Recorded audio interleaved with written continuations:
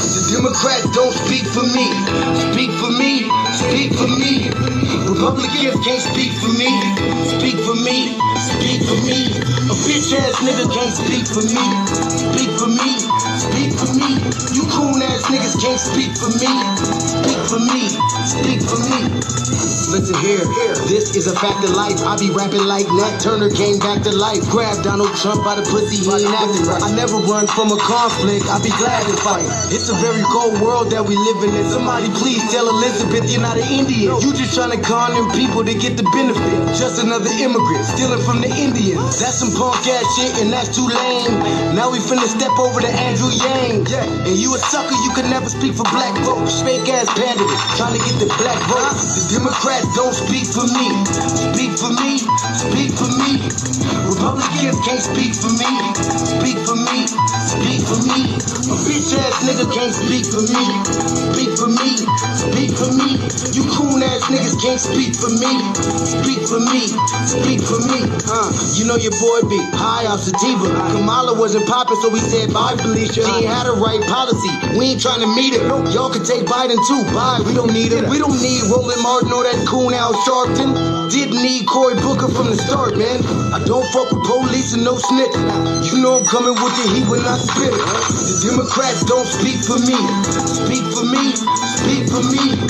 Republicans can't speak for me. Speak for me. Speak for me. A bitch ass nigga can't speak for me. Speak for me. Speak for me. You coon ass niggas can't speak for me. Speak for me. Speak for me.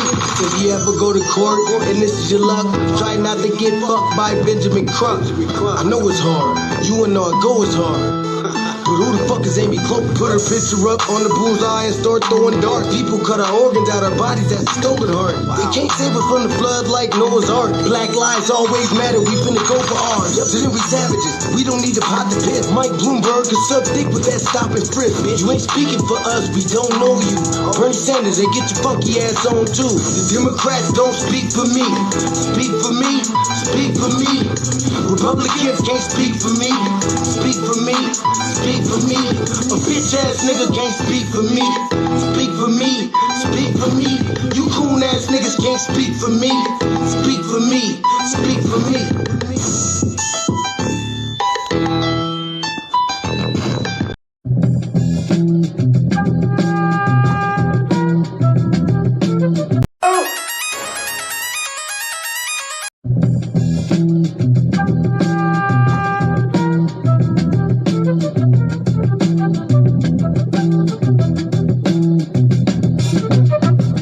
Be able to stay home, brother. You will not be able to plug in, turn on, and cop out. You will not be able to lose yourself on Skag and skip out for beer during commercials because the revolution will not be televised. The revolution will not be televised. The revolution will not be brought to you by Xerox in 4 parts without commercial interruptions. The revolution will not show you pictures of Nixon blowing a bugle and leading a charge by John Mitchell, General Abrams, and Spyro Agnew to eat hog maws confiscated from a Harlem sanctuary. The revolution will not be televised. The revolution will not be brought to you by the Schaefer Award Theater and will not star Natalie Woods and Steve McQueen or Bullwinkle and Julia. The revolution will not give your mouth sex appeal. The revolution will not get rid of the nub. The revolution will not make you look 5 pounds thinner because the revolution will not be televised, brother.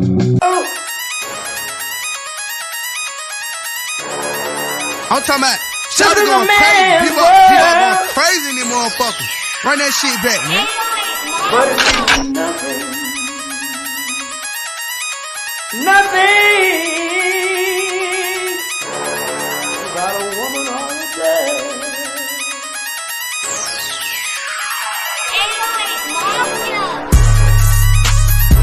Man made the car.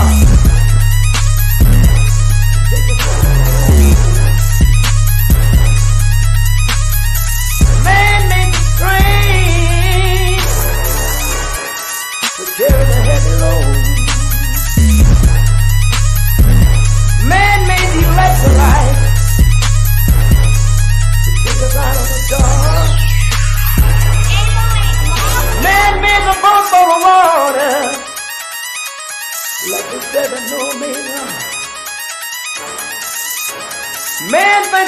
little bit of baby girl.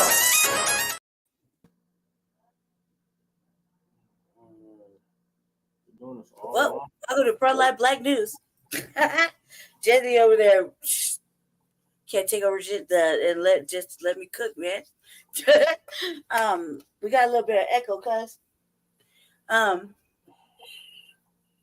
don't know how if it's on my side. It is on my side, obviously, but we're in the same house. He's just in another room. So waiting for Shabaka to come in, and we try to get Shabaka in here earlier, like before the show started. So he'll be here shortly. Thank you for all the little eyeballs viewing. We see you. Damn it, twin. I think we need to give you a wrench, cuz. You're like the hype man for the show. You know? I see you, twin. You want a wrench, cuz? You want to be the hype man for Frontline Black News? You can be the hype man for the RBA too. You won't. We see you over there. You know, you're about to give you a wrench, twin. You're over there hyping the show up. Got the chat just brewing, getting ready to have people up in there. See you, cuz. You want a wrench? Say yes. I give you one. See, I figured. All right, cuz you can get a wrench. We'll work it out. We'll make it happen. Probably after the show. We only have a few people that got wrenches, and that's pretty much Jay Militant, me, Jesse, Shabaka, and you probably be the next one. Oh, it's that. So I've got a wrench too.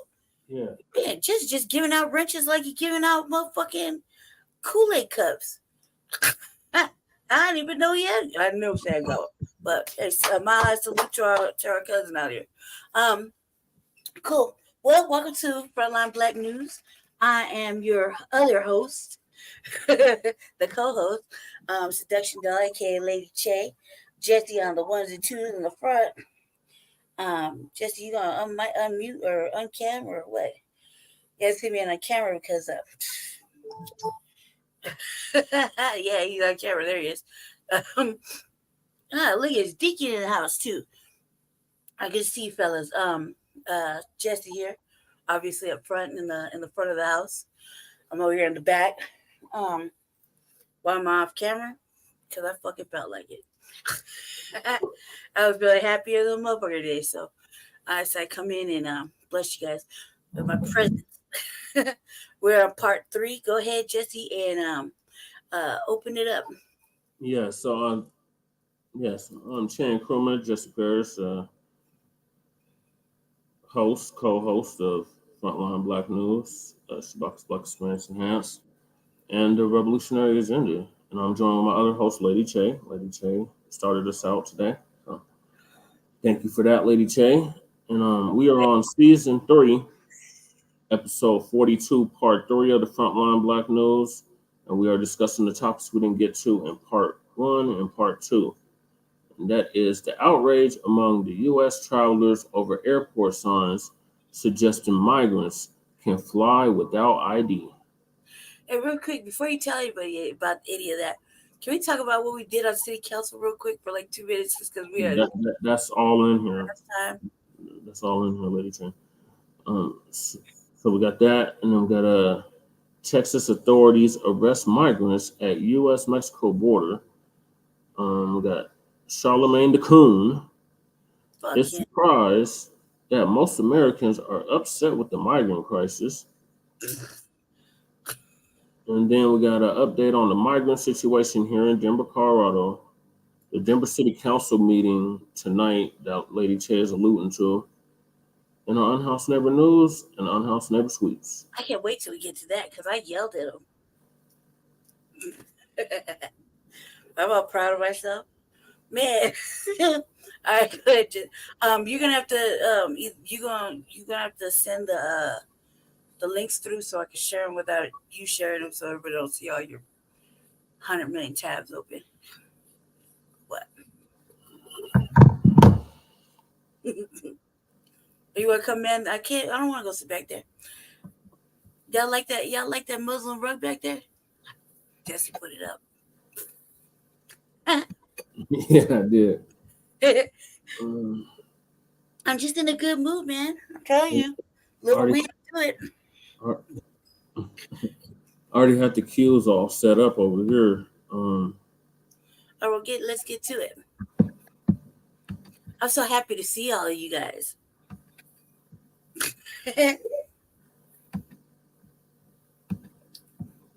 Yeah, Lady Che is in a very spirited mood this this evening. It's like complete night and day from yesterday. The show yesterday, it was wild. At the beginning of the show, it was cool. I tell you, he just gotta smoke some weed with the girl. You know what I mean? He holding out on the weed. It's like there's only really. I mean, if you know your woman, you know your woman. Your woman only needs one of three things to make her right. And I Yeah. keep saying it. It's weed, dick, and you gotta do something funny. You gotta watch a funny movie with her, make her laugh, something like that. It's one of those three things, and your old lady will be back to acting the way you need her to act. Motherfucker start cooking again. You know what I mean? She's Yep. doing the shit she's supposed to be doing. It's one of three things. It's probably out of your broad's problem. What are your problems? Or you want to be terrorized for 2 months? How you want to live? You know what I mean? Like, and other than that, just how you want to live for the next 3 weeks. Yeah, get on your husbandly duties, cause you just want to smoke some weed, throw some dick, and watch something funny. That's all it takes. That's all it takes. Sorry, it's vulgar, but man, a real woman ain't gonna tell you all that. She wants you to give her some gifts, buy her some, take her somewhere. Now, I'm a real bride. That's the top three things, and that's all it takes. Is one of those three. It's one of those three. You can't ask me. No, I want to fight. As you can clearly see, I did that. So now Lady Che is in a very spirited mood. Ask him which ones he did.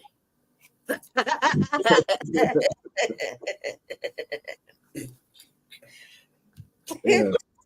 So moving right along, Lady Che. We are on to our first topic of the night. Make your brothers blush, cuz look at these blushing. And that is the outrage among the U.S. travelers over airport signs suggesting migrants can fly without the ID.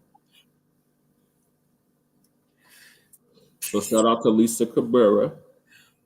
Hey, twin know what it is, man. See?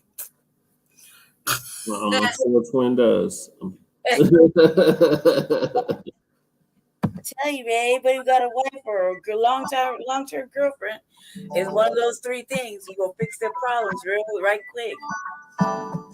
You bitch put some effort. She don't take much.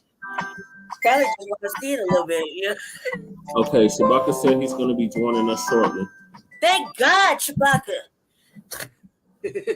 Ladies and gentlemen, Americans are noticing something at the airport. They are noticing how TSA is not really checking these migrants. Yeah. And they are not required to show any ID, and they can still board a flight. Do you know how dangerous that is? Yes. All it takes is somebody coming across that border, y'all, and being able to board a plane. Do you know how easy it would be for them to hijack a plane? Huh? A shout out to Deacon. Glad to see him. Yeah. They don't care about this at all. To Deacon, shout out Citizens to Twin. care about it, but your politicians, they could care less. So let's get into the story. U.S. travelers outraged by airport signs appearing to allow migrants onto flights without ID. Many said they are quite offended. Goddamn right. Travelers are outraged by the signs appearing at U.S. airports allowing migrants to board flights without showing proper identification. U.S. citizens traveling domestically have to show a valid ID card or passport to board a plane. But signs at certain airports say there are different rules for some newly arrived migrants. The signs claim that TSA is working with Customs and Border Protection to validate adult non-U.S. citizen travel documentation when the traveler does not otherwise have an acceptable form of identification. In practice, it means migrants who have entered the country using CBP, One App, Some 45,000 people a month can use it as their travel document. And So they're using the app opposed to actually having an actual ID. So What? certain states like Colorado, they have an app where you can have your digital ID.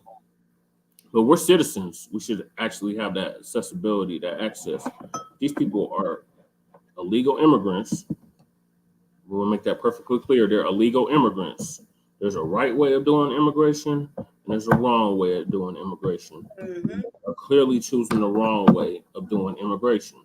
So they're illegal immigrants. They're not migrants. They're not asylum seekers. They're not none of that colorful terminology that these white liberals in specific love to use to describe them to make us feel sorry or pity for them, try to tug at our heartstrings. No, we feel nothing. Nothing. even choose whether to allow officers to take their picture. So they even got the option of not having their picture taken. No ID, and you don't have to take their picture either. Wow. You feel?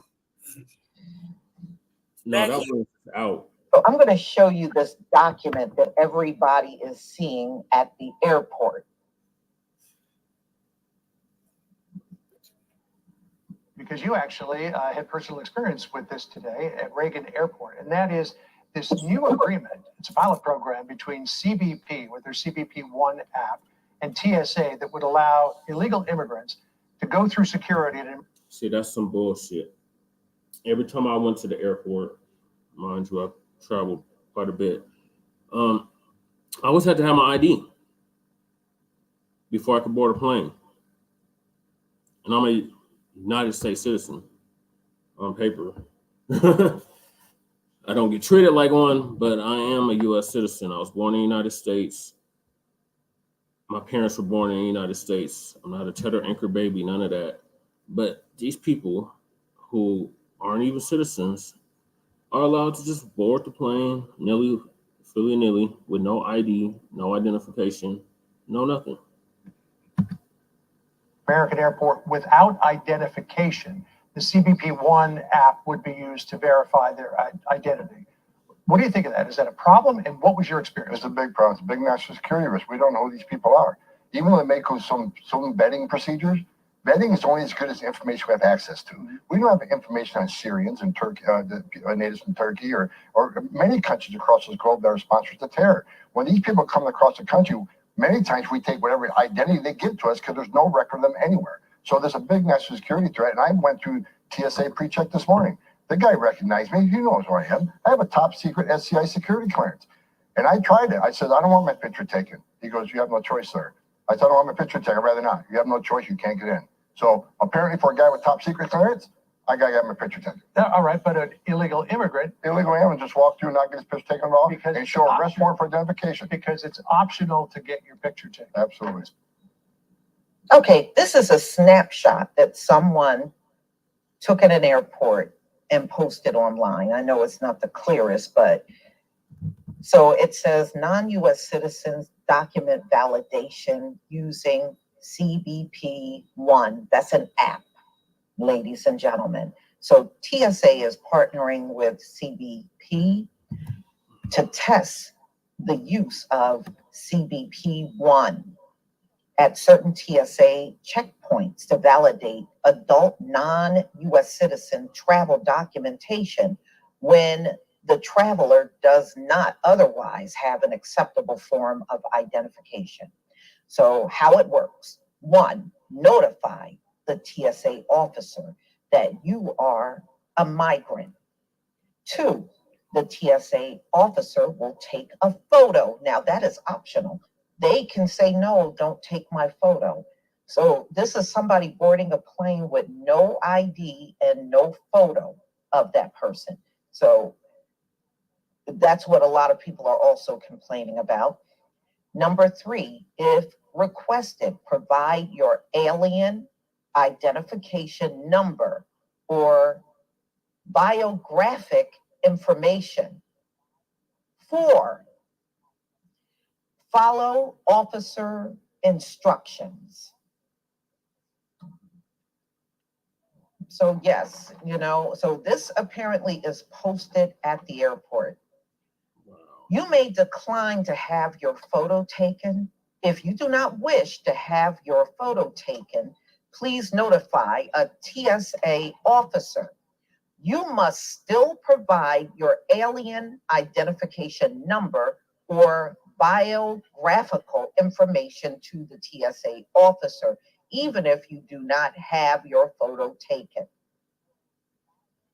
CBP 1 only verifies the information you previously provided to CBP and will not store your information because your information is verified through CBP 1. TSA will also not store your information as part of the process. And then want to learn more. If you would like additional information about this pilot, please ask TSA. I guess that's for more information because it's kind of smudged out there. So this is what's posted at the airport, and apparently at more than one because other people are posting this same document. Ladies and gentlemen, there are some very angry Americans right now that saw this, and they are upset, and they are posting about it all over social media. When we fly as Americans, you got to show all kinds of documentation on who you are. Do you know how easy it is for somebody to come from other parts of the world and cross that US-Mexico border and get in here and then board a plane and possibly hijack the plane? And you literally don't have any information on this person, not a photo, not nothing. And they can get on a plane like that too. They can get on a plane like that with no problem, ladies and gentlemen. So I'm just here to tell you, this is here to stay. It doesn't matter, apparently, what Americans' objections are to what they're allowing these migrants to do. It doesn't seem to matter. Our voices mean nothing to them. You see, there's a lot of people complaining about them coming in, and Biden is just blatantly ignoring everybody. So if he's ignoring them physically coming in, of course he's going to ignore the ID part too. He doesn't care about how anyone here feels about this. He doesn't care. So American citizens are taking to social media saying, I am an American. And I'm quite offended by these migrants that have come here and getting preferential treatment and being prioritized in so many ways. And that person is right, because I saw another article maybe about a week or so ago where they're saying that these migrants are getting preferential treatment when it comes down to boarding a plane. Don't make Americans sit and wait and delay flights and get these migrants on, and they just get them out right away. And I saw complaints about that too, how they're getting priority over even boarding the plane over Americans. So the rest of us are paying the price at gas pumps, grocery stores, and the big plane ticket prices, because flying everywhere is not always cheap. Taxes going up, yet the U.S. is continuing to bring masses of people in. The administration's mentality is to try and make the most humane, pleasurable experience for these poor people under distress, because it is such a tough ordeal to navigate an American airport. But you've got to be kidding me. Many of them just came from the Middle East and traversed 7 countries and used the app to get here. And they're right. I mean, do not assume these are all people from the south of the border, because I have looked at some of the people coming in, and I have seen some of these people show flags from the Middle East. And I have seen groups of African men all sitting together in these pictures. So these are people coming in through the border from all parts of the world. You know, maybe the majority are coming from south of the border, but it's definitely not all. And we've seen those Chinese men come and cross the US Mexico border. You can go online and see these Chinese men all grouped together, young looking men, all entering the US. But, you know, the focus is all on, you know, Venezuela now, you know, and other South American countries, but it's never all of these other people coming in. So now they're saying they saw a bunch of them come in Phoenix Airport, but Phoenix Airport is by far not the only airport they're coming through. You know, there are people reporting from Denver of seeing these people coming in, Philadelphia, New York, Chicago. They're seeing these people at the airport, you know, from all over the country. So, y'all, you're going to have to tell me what you think about this one. Please leave your comment and subscribe. Don't forget to hit on the notification. Don't forget to do the same thing for Frontline Black News, the Revolutionary Agenda, and Shabaka's Black Experience Enhanced.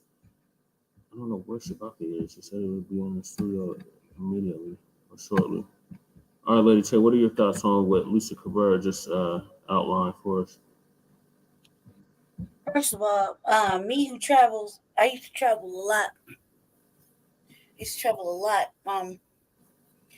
And I travel a lot by plane, but I like to travel by the bus, personally. Just because I like to see, you know, I like to see the world. I just travel a lot by the bus and a lot by the plane. First of all, I think that this is fucking bullshit. Like, they have, you know, we live in the United States. We don't like a lot of shit that goes on here in our prospective states, you know. We frustrated. We're all kinds of shit, right? However, we know as United States citizens, if people are born here on the soil, we know there are rules that we don't like, but we have to abide by. We got to go through security. We have to do a whole bunch of shit. We got to take off our shoes, our belt. You got to back family to get butt ass naked to get through security on damn plane. And even though I know for a fact, and I've seen this for a fact, even with one of our sisters, when Sister Bianca went through one time, she's coming home. They don't care.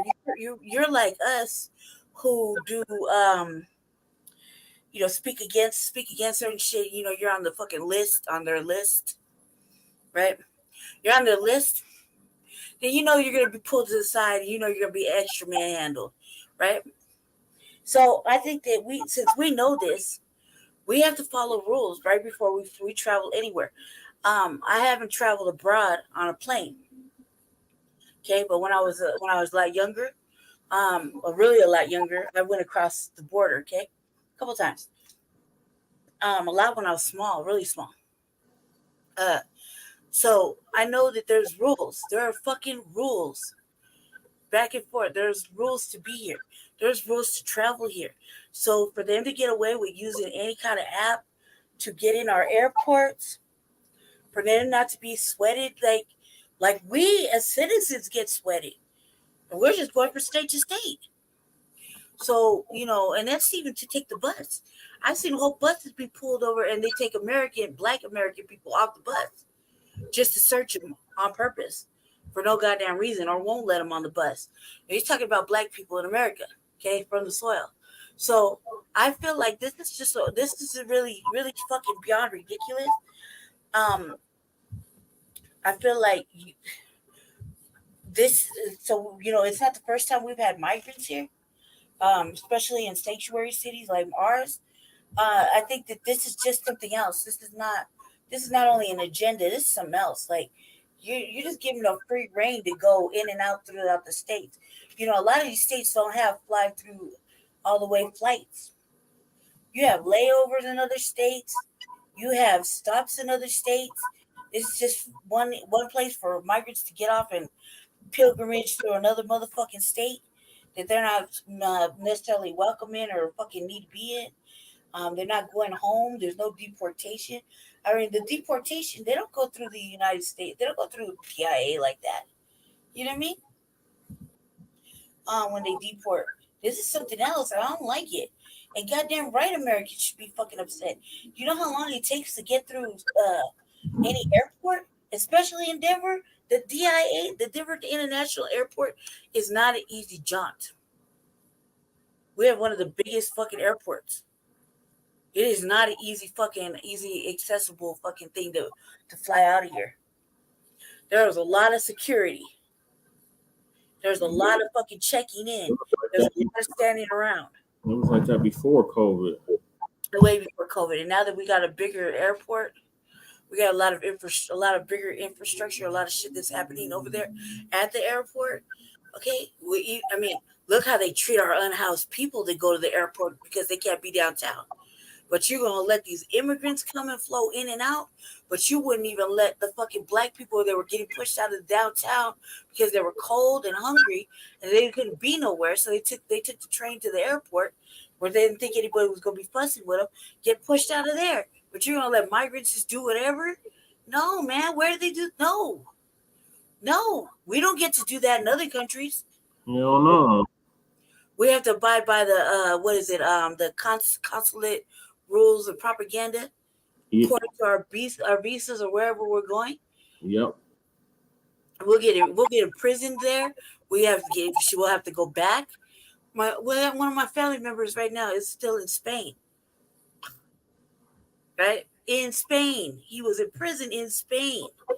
He barely gonna be able to come back. Now he won't be able to come back and just come back. He can never come back into the country. But look, it took already like 2.5 years. So come on now. This is just bullshit. This is bullshit. And he's black. He's black, okay? He's black in Spain. Can you imagine? Hell not, man. I don't like it. I don't like it. I don't like anything they're doing. And you're gonna see it because we haven't been really shy about it. Especially we haven't. It's what's good for the goose, good for the gander, yeah. But they won't let us do half the shit they're letting happen here. They won't. We have an active camping ban. They haven't enforced it with any of the migrants. In fact, you got migrants calling into our city council, begging for work to be allowed to do all this extra shit. And I could pull up a news thing saying where they intentionally came here, got the fucking resources, and called their family, and waited for their family to travel all the way over here, only to be homeless later. They got a bill of goods. They thought it was greener pastures on the other side, and they're gonna keep fucking with Texas. When Texas does whatever Texas is gonna do, so we have to get to that, twin. Thank you for bringing that up. Yeah, when Texas gets to doing whatever Texas is gonna do, I'm kind of glad. I hope Texas separates itself. I do. Yeah, I really do. I really wish we could all separate ourselves from certain shit. You know? Go ahead, Jesse. Last time that happened, we had a civil war. We're on the verge anyway. Surprised we're not there. We're not doing it now. But this is only a matter of fucking months and weeks. Really, all hell could break loose at any time because this is fucked up. This is fucked up shit. With the presidential election coming up in a few months, it's only going to get worse. It's only going to get worse. Yeah, so I can understand the outrage because I share the same outrage. Like, bullshit. Like, it's just going to make us wait longer. I mean, think about it. actual citizens. We have to have our ID for everything, just about everywhere we go within our own country. But yet these mugs from parts unknown can come over here with no identification, no nothing, and get serviced and housed and employed and you name it. They get everything we ain't never really got, family. You know, I mean, we might be able to have certain things, you know, like housing, certain housing or whatever. But just think about it. If you was like me and Jesse, who can have housing, but it's just a glorified tent, really, if you think about it, for the conditions we live in, right? So just think about it like this. All that time it took for Jesse to get housed, for Jesse to house me alone, before you housed yourself, well, you know, you housed yourself and me too, right, at the same time. But regardless, how long did it really take? Me, I was already trying to get housing before I was even homeless. Been on wait lists since like 2012, 2013. Right. Not to mention, you know, I'm under the adage that I'm black and nothing is easy. That's how I've always felt. They don't give shit to black people. I've always felt like that since I was a small, tiny child. So they don't give shit. In fact, they take shit. So I was under that guideline of I'm black and I don't get, and they ain't never gonna give me nothing. Isn't that what I said, Jesse? When we talk about getting housed, where I said I'm black, they ever gonna give me nothing. Remember? Yep. And then look what happened. And even then, they took it right from me, and here and put me over here. And it wasn't even my fault, like how I left Jesse's building. It was someone else's fault. Mm-hmm. You know what I mean? I was in a dangerous situation. It should have been giving me safety. Instead, they fucked me, you know, more than what was already happening. But that's neither here nor there. When me and Jesse would talk about getting housed, and he was housing other like 6 other people at the same time, and himself, right? The first thing I said is like, because I'm black, they don't ever give me shit. They tell me no for everything. That's how they do black people in Denver.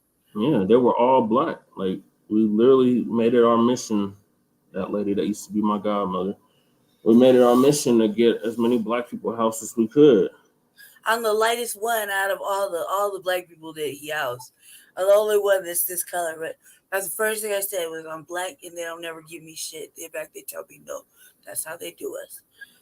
Don't let the shade deflect the message. It's gonna be another 1 or 2 years before I got housed. Right. Jesse had to go fucking make it really happen because they didn't want to let him in.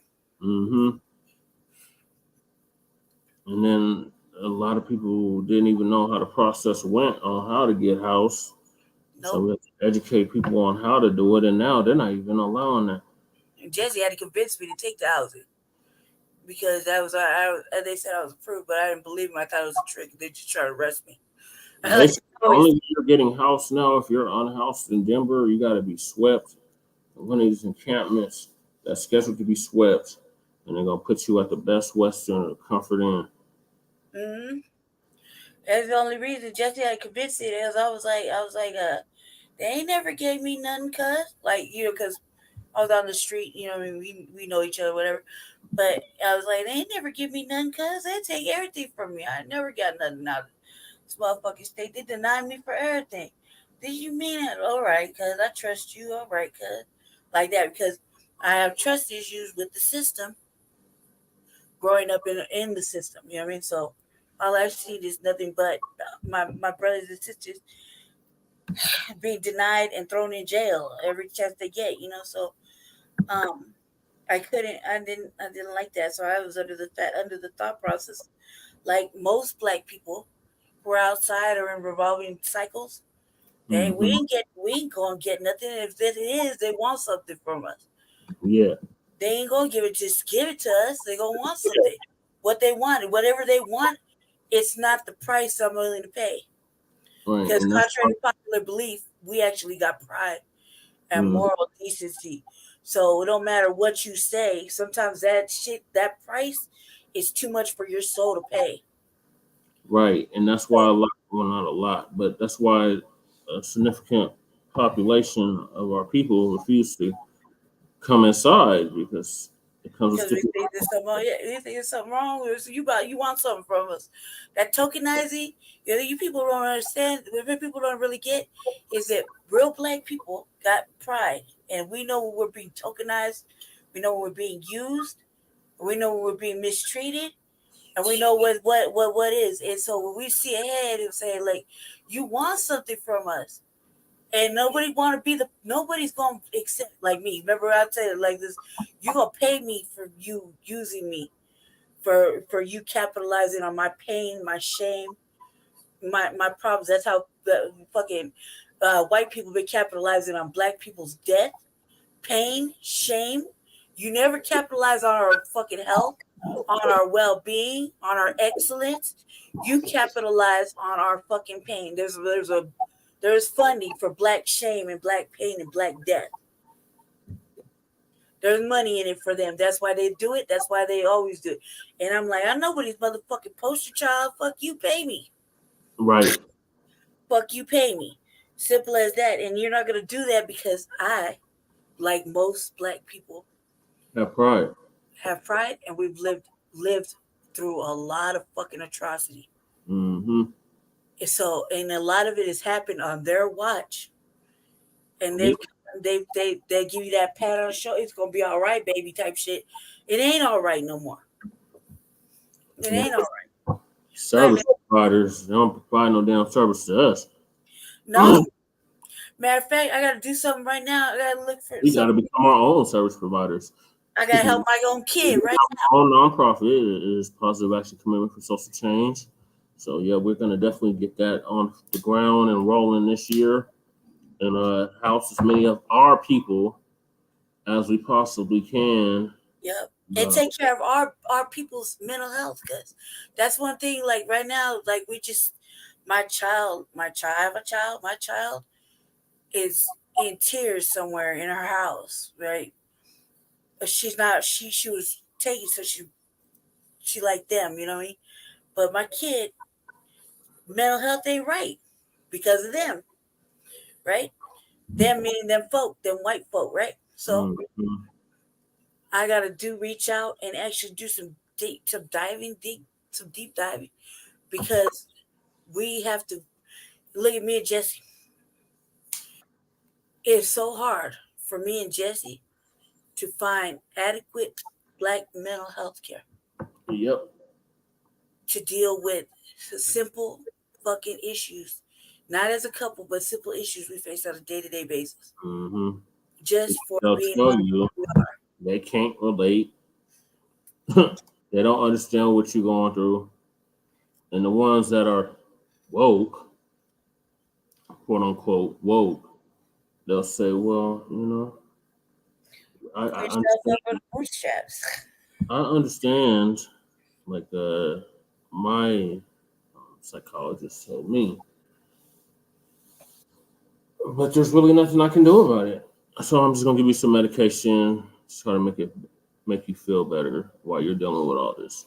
But they can't relate. This is why we need our own psychologists. And shout out to the black psychologists that are doing a damn good job in our community for our people. Indigent people. But we need them to, be able to service those that don't have the money to pay for those sessions all the time and don't have the insurance to cover that cost. Yeah, because we don't think there's anything wrong with you going out and getting your money, especially for your craft. We don't think there's nothing wrong with that, man. Go get your money. Go get your motherfucking money. But when you're talking about people like us who need help for whatever reasons, right? I deal with a lot of colorism issues sometimes, right? Sometimes that shit just get to a motherfucker, and a lot of just couple of different little things, but sometimes that's the heaviest, right? They want you to see trauma, like serious trauma. Like I don't understand how traumatic it is when you're actually out there in the elements, actually out there in the streets with the street people. How your life is definitely in jeopardy, and you are are liable to lose it at the hands of the police, hands of one of these shop storekeepers or business owners, or you're able to lose it at the hands of somebody that looks just like you. Yep. And also like you gotta factor in not only that, but not all of us like me. I'm gonna give you a prime example. Me, I have to explain how I was raised. Certain things I'm conditioned because I grew up in a extremely volatile household. Corporal punishment, not a regular whooping, but corporal punishment type of household. So up until I went into the system, and then it's a perpetual cycle of abuse, right? So I got to deal with that before I can do. Sometimes I got to deal with that, and no one can deal with that because we come in a time and age where they stopped spanking people and started trying to talk to people, right? And like most people, I stuffed my shit down, like for example, how black men do. We stuff and stuff and stuff and stuff until you can't stuff no more, right? Our men are stuffed to the brim, man. Yep. Stuffed to the brim. You can't talk to no have no outlet. No outlet. Is got you, Shabaka. I got him. This person to you. We're the meanest to the motherfuckers. Hold on, Shabaka. We're the meanest to the ones closest to us. And we need to deal with it to you, Shabaka. Yeah, grand evening to you. Sorry I'm late. I was on a conversation, speaking with my family about some family issues. Okay, now let me see if I got a headset that'll work right here. You saying it's real good. Whatever you're doing right now is great. Hey, great. Hold on. Let me get my sentence. Let me finish my sentence. The thing is that with being black in America right now, currently in this day and age, we need not only to the hype, but everybody's on drugs and everybody needs help. Everybody needs to have somebody that can have an outlet. They need mental health care. They don't matter how to do it, psychological, psychotherapy, whatever. But you need an outlet, especially as a man, especially as a black man in America. For real shit.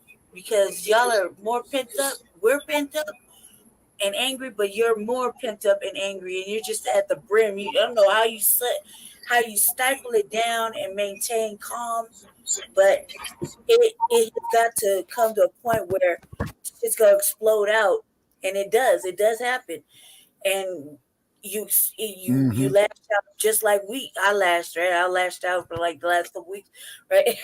But it comes to a point where it's because we have no outlet. That's what they're there for. That's what they constantly preach to us, that they're supposed to take care of our mental health. But when it comes to this shit, it comes to being pro-black. It comes to being black first. It comes to your mindset of being militant. You're not going to sit down and take it no more. All this shit that we talk about, they don't want to hear it. It's too heavy for them, and they fight us against it, and they ain't fixing it. They think that if they give us medicine, all these pills are supposed to help, and these pills make us like cloudy and foggy, and you can't think right. Just so that they don't have to. Right. Well, you see, there's big money in pharmaceuticals, Lady Chair, as you know, and what it is that these pharmaceuticals are not exactly right. They fuck up our minds, they fuck up our bodies. You see what I mean? Hey, Twin Pyramid, see you right there. Greetings to you this evening, brother. Back in the early mid 2000s, but yeah, it's definitely a war on us on all levels, and they don't want us to. Oh yeah, without a doubt. You see, they don't want us to acknowledge that. Yeah, without a doubt. Let alone act on it. Yeah, exactly. And then also too, so we got to recycle the black dollars, each one teach one. And then on top of it too, and then crumb bomb on that raggedy ass institution called Hollywood. You see what I'm saying? And then of course, as I stated, is that the dump in human shit. And I want to make this perfectly clear. Okay, this bastard, he's going to get reselected, I hate to say. You see what I'm saying? But Biden, he's got a hidden agenda. I saw Kamala Harris on Cartoon News Nazi Network this evening. She's a damn joke.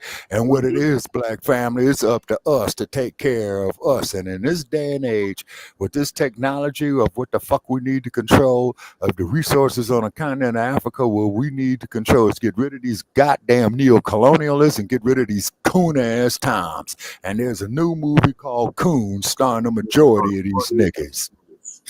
Yep. Facts, Shabaka. It's sickening. It's sickening. Entrance. Welcome, Shabaka. So we were just finishing up with the outrage among the U.S. travelers over airport signs suggesting the migrants can fly without ID. Okay, now you see once again, okay, more fuckery right there. Now you remember after 911 went down, okay, and they wanted everybody to have these federal ID cards.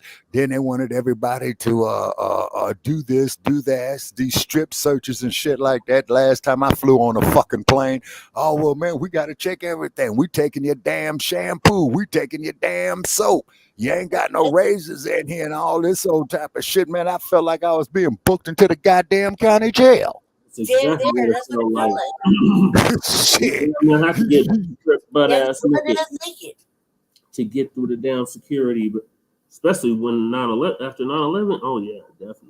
Oh yeah, man, it was horrible. After 9/11, it was not like this, black family, at all. Well, it was like exactly. You bought your fucking ticket, man, and you went and got on the goddamn plane, and they search your bags. You know what I'm saying? You know, if your carry-ons, they'll just have you open it up, look at it, and then zip the motherfucker back up and get on there. But now they want you to go through all this damn security shit. Ain't no telling what the fuck they hitting you with that bullshit. Scanner. You got to go through a whole body scanner that scans your whole body. Yeah, right now. Who knows what that shit is doing to your body? How the fuck you know that bullshit ain't programmed through artificial intelligence to fuck up black people? Yeah, see, but then you got these goddamn Tim Scotts, Uncle Tom Coons and shit. Oh, man, America ain't a racist country. You the about. You sure is been good to me. Master, you stupid motherfucker.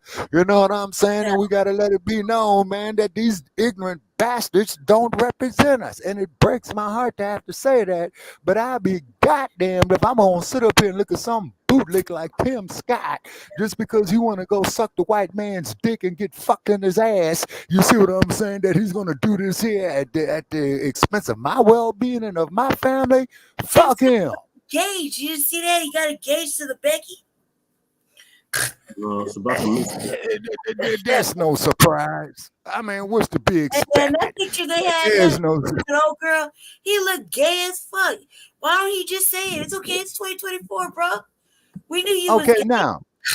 Okay, now hold on. Yeah, now speaking of gay, not getting off topic here, Lady Che. You remember me telling about we got a whole shout out to Black Light Revelations, Brother Rob. We got a whole undocumented series going on right now. Okay, now get this here. You remember that video I told you about, man, where they made that skit where this dude is up here talking about taking this gay survey and all this old type of shit? Okay, I sent it to you, Lady Che, and I sent it there to you. I shared it on both your walls if you saw it. It's disgusting. It's sickening. You know what I'm saying? A man's manhood is something not to be played with. Period. But they have allowed it to be displayed on platforms such as these. Yeah, exactly. You see what I'm saying? And that's there's what's with it. But if you actually tell them, and that's what's and giving people the actual information they should be getting to get themselves out of it. No. Shit, no, man. And then, but here's one thing we do know, Brother Paris, and I think we showed the video on one of our previous episodes where the brother said if you take 100 of these fucked up alphabetized agenda motherfuckers, right? Mm-hmm. How many people will you have right there, say, in 10 years? With them, it's going to be 100. But if you take men and women on there the same amount at 100, how many more you going to have in 10 years? Let's say roughly about 3,000. And, you know, these are just baseball figures. So what it is, Black family. They don't want that, especially for us. They don't want that. Because every time they allowed that, during segregation they allowed that. Yeah, exactly. Bad. You see, A lot of and shit. then exactly. Now get a load of this here just to show you how this artificial intelligence ain't shit, right? Is that something just popped up on my laptop right now, man, talking about do you want artificial intelligence to make some updates to your computer? So I clicked it off, no. You know what I mean? It's a, and why is it every time that we come up here on Frontline Black News, man, with this here, man, we're getting all this crap coming into our cell phones and on our laptops, and it don't be nothing but bullshit. You see what I mean? They're You trying know? to get mention the game as always. Yeah, exactly. They're And the then enemy. also, They're the enemy for a reason. 'Cause we see yes, sir. what they do. And then also, too, brother Jay, I'm gonna send you a link. You know, other than that Cash App, which Shabaka is, because that there is discontinued, is because Cash App is a scam, and I blocked the Cash App. Okay, so I'll tell you about how we'll do that off the air. You know what I mean? Yeah, And then also, tell me, when I hit you about the damn Cash App, ignore it, delete, block, delete. yeah. Fuck Cash App. It's a scam, people. Fuck Cash App. And the motherfucker, you know, who started that bullshit, I think he was loaded over in San Francisco getting high off some dope and got killed, if I'm not mistaken. So what is that? Right on Market Street. Yeah, exactly. Right there on Market Street. You see what I mean? And Market Street, as you know, ladies and gentlemen, will take you right there to the port of San Francisco. And you see some of the most wealthiest buildings there. Look at that Salesforce Tower. You know what I'm saying? And then California's up here talking about that these goddamn homeless people don't want to work. Nothing against the homeless, but I'm talking about these assholes Shabaka, who won't. Shabaka, because we're also talking about the Unhoused tonight as well. We figured out where they put them during that. Okay. Yeah, because I saw that raggedy ass Mayor Johnston on Cartoon Nazi Network tonight. Hold on, Shabaka. Oh, we need federal funding. Energy, but we gotta move it along because me and Jesse have a goal tonight, so we try to hurry up and get this through. Oh, okay, all right, sure, okay, moving right along. Energy right here, getting all hyped up, and we're gonna give Twin. I decided, and Jesse co-signed it. We're gonna give Twin a wrench, so because he's the hype man for the beginning of the show. He just told me, he was like, Gonna give who what now? A wrench. Give him a wrench. A moderator's wrench. Moderator wrench, yeah. Oh, okay, all right. So, okay. So you're gonna be the moderator. Trolls in the chat. Yeah. People got the moderator wrench. Be removed. Yeah, okay, so they could put all the hate mail over there in the chat room, and then also too, ladies and gentlemen, yeah, we are doing Shabaka's Black Experience Enhanced tomorrow night on Tuesday.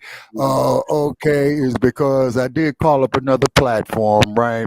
And I was up here trying to have a reasonable conversation with this individual. Of course, we got on the reparations, and this dude here was an ultra conservative or what have you. He kept cutting me the fuck off, and I says, "Look, man, tell you what. Suppose if I just tell you, fuck you. How about that?" And hung up on that trick. Yeah. So then after we get through, let's get through the shit real fast. Then we can talk about it after that because we gotta hear about this. Okay. We definitely gotta hear about it. Yeah. And that bastard can call in tomorrow night. Sick Jesse on him. We go, fuck yeah. Okay, hold on. Let me go get my cigar and ashtray. Let me go get my cigar and ashtray so I could be dug in here. Hold on. Okay, good.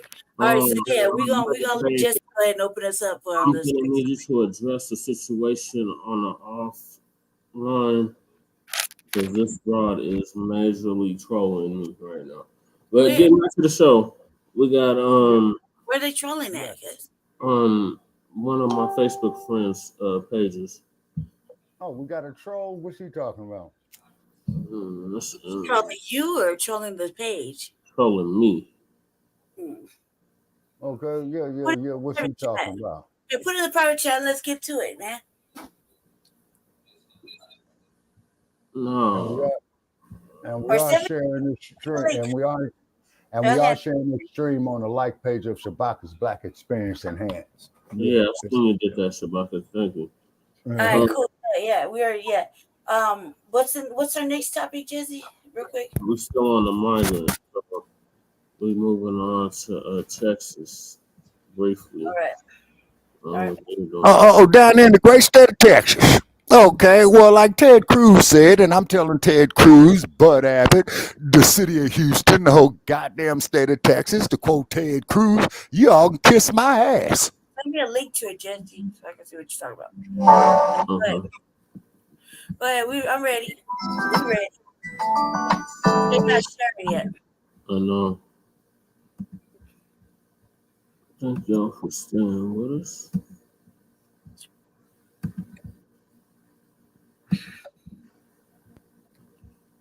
Let me make sure this computer ain't getting ready to go dead. Oh, shit. Just when he finally got up in here, man.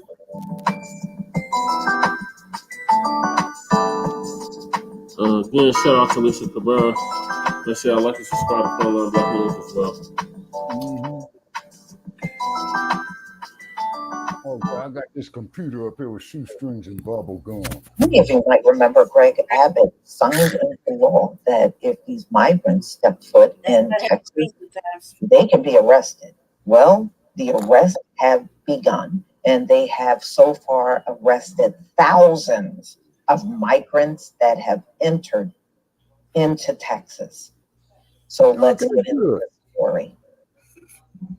You know, remember, Joe Biden don't want them arrested, but Greg Abbott, he's arresting them. Texas authorities have begun arresting migrants at the public park near the U.S.-Mexico border. This is according to officials.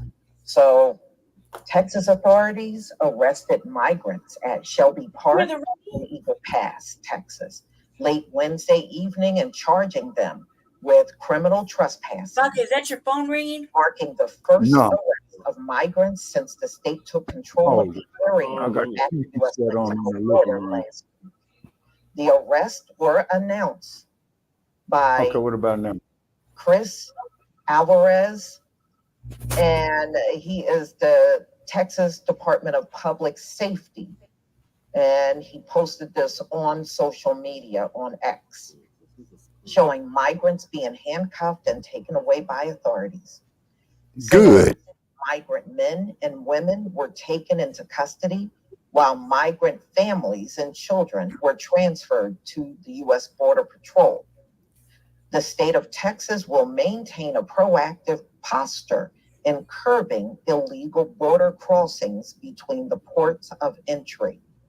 Migrants arrested for criminal trespassing first must face state charges before they are transferred to the U.S. Border Patrol. The arrest at Shelby Park and private lands, where landowner grants and state authority to make arrests. The arrest comes as tensions flare up between Texas and federal officials over the ongoing migrant surge at the U.S.-Mexico border. The Biden administration informed the state officials that they had until the end of Wednesday to stop blocking the U.S. Border Patrol access to 2.5 mile. So this is a stretch along the U.S.-Mexico border that they are blocking. So Biden is telling them not to block this area, so he wants them to freely come in here, according to a letter from the Department of Homeland Security obtained exclusively from CNN. The blocked off area includes a location where a woman and 2 children drowned in the Gran Rio near Shelby Park last week. The deaths were argued the rift between Texas and federal officials over whose jurisdiction in that portion of the Gran Rio area and how to tackle the migrant crisis. In the letter to Texas Republican Attorney General Ken Paxton, EHS, said the state's actions have impeded operations and are unconstitutional. The letter also cited the deaths among the latest in the ongoing migrant crisis near the park, where state authorities have erected fencing and attempts to keep out federal agents. By the end of Wednesday, DHS warned it would refer the matter to the Department of Justice for appropriate action and considered all other options available to restore Border Patrol access to the border. If Texas doesn't confirm, it will cease and desist its effort to block the Border Patrol's access in and around the Shelby Park area and remove all barriers to access the U.S.-Mexico border. This is the letter from the White House. Wow. The Texas failure to provide access to the border persists, even in instances of imminent danger to life and safety. The letter from the Department of Homeland Security General Counsel, Jonathan Meyer. So Texas has demonstrated that even in the most difficult circumstances, it will not allow Border Patrol access to the border to conduct law enforcement and emergency response activities. Border Patrol authorities have apprehended 4,000 migrants per day this week alone. Wow, 4,000 per day, 4,000. This is according to law enforcement source familiar with the operation. Now, remember, there's other points of entry. It's not just this Shelby Park area. And they said 4. So they're not all going to come to the same point of entry. So anyway, this marks an increase in the estimated 3,000 migrant encounters per day earlier this month, but it's still significantly lower than more than 10,000 daily in the month of December. So in the Rio Grande, which includes Eagle Pass, about 750 migrants are apprehended a day compared to 2,400 a day in December, according to another law enforcement source. So Texas said they're going to double down. You know, apparently they don't care what the White House is saying. They are apprehending these people and totally disregarding the White House. And I don't blame them. They're the ones that have got to deal with them. The White House, they're not dealing with anything. So y'all, you're going to have to tell me what you think about this video. Boy, the infighting is going to get deep on this when it comes down to the migrants. You can best believe it is. And it looked like Greg Abbott is not the kind of governor that easily backs down. And Biden definitely got a fight on his hand. So, you know, out of all of the governors, he seems to be putting up the most resistance. I don't see that from the rest of these governors around the country. It's just primarily Greg Abbott. So y'all, please tell me what you think about this video. Please leave your comment and subscribe. To Frontline Black News. Subscribe to Frontline Black News. That's right, Charlamagne. Subscribe to Frontline Black News. So yeah, now they're starting to arrest these mugs, but you already Man, let kill them motherfuckers, man. I really don't give a good goddamn. The only thing I'm worried about, sir, is our people. Period. Right. Like Ted Cruz said, they can kiss my ass. Right. And I quit drinking, otherwise I'll pop me a damn beer. A Corona at that. You know? Shit. See, Black family, what it is it don't nobody give a fuck about us. It's up to us to take care of us. You see what I'm saying? And I don't give a fuck about these goddamn brain dead ass, no good politicians. Kamala Harris, I saw your ass on Central Nazis Network. Lady, go back to flat backing. You know what I'm saying? Go back to flat backing. You know? Says because everybody's worried about if Biden kicks the bucket and all that old shit. Kamala is gonna, be the president. You can't have her. And keep in mind, ladies and gentlemen, out of all fairness to Kamala, she is a doctor of jurisprudence in law. You see what I'm saying? Barack Obama was a doctor of jurisprudence in law. Michelle Obama was a doctor of jurisprudence in law, and I believe they call that there the JD degree. But Kamala, your track record, man, it's got a lot of stains on it, if you know what I mean. Yeah. If you know what I mean. You know what I'm saying? Yeah, And then Ron DeSantis, as you know, the panties, he dropped out of the race. Okay, good riddance. Also, too, as you do know, is that we had mentioned that they found massive graves in Florida on a Air Force base. A lot of our people, you know, who were buried there, probably murdered. You know what I'm saying? You know, that's because it's like black families. They would want our people to still be their niggas. Now, and I'm not nobody's nigga. Now, there was a scholar. Well, said nigga is actually not as bad as it make it seem.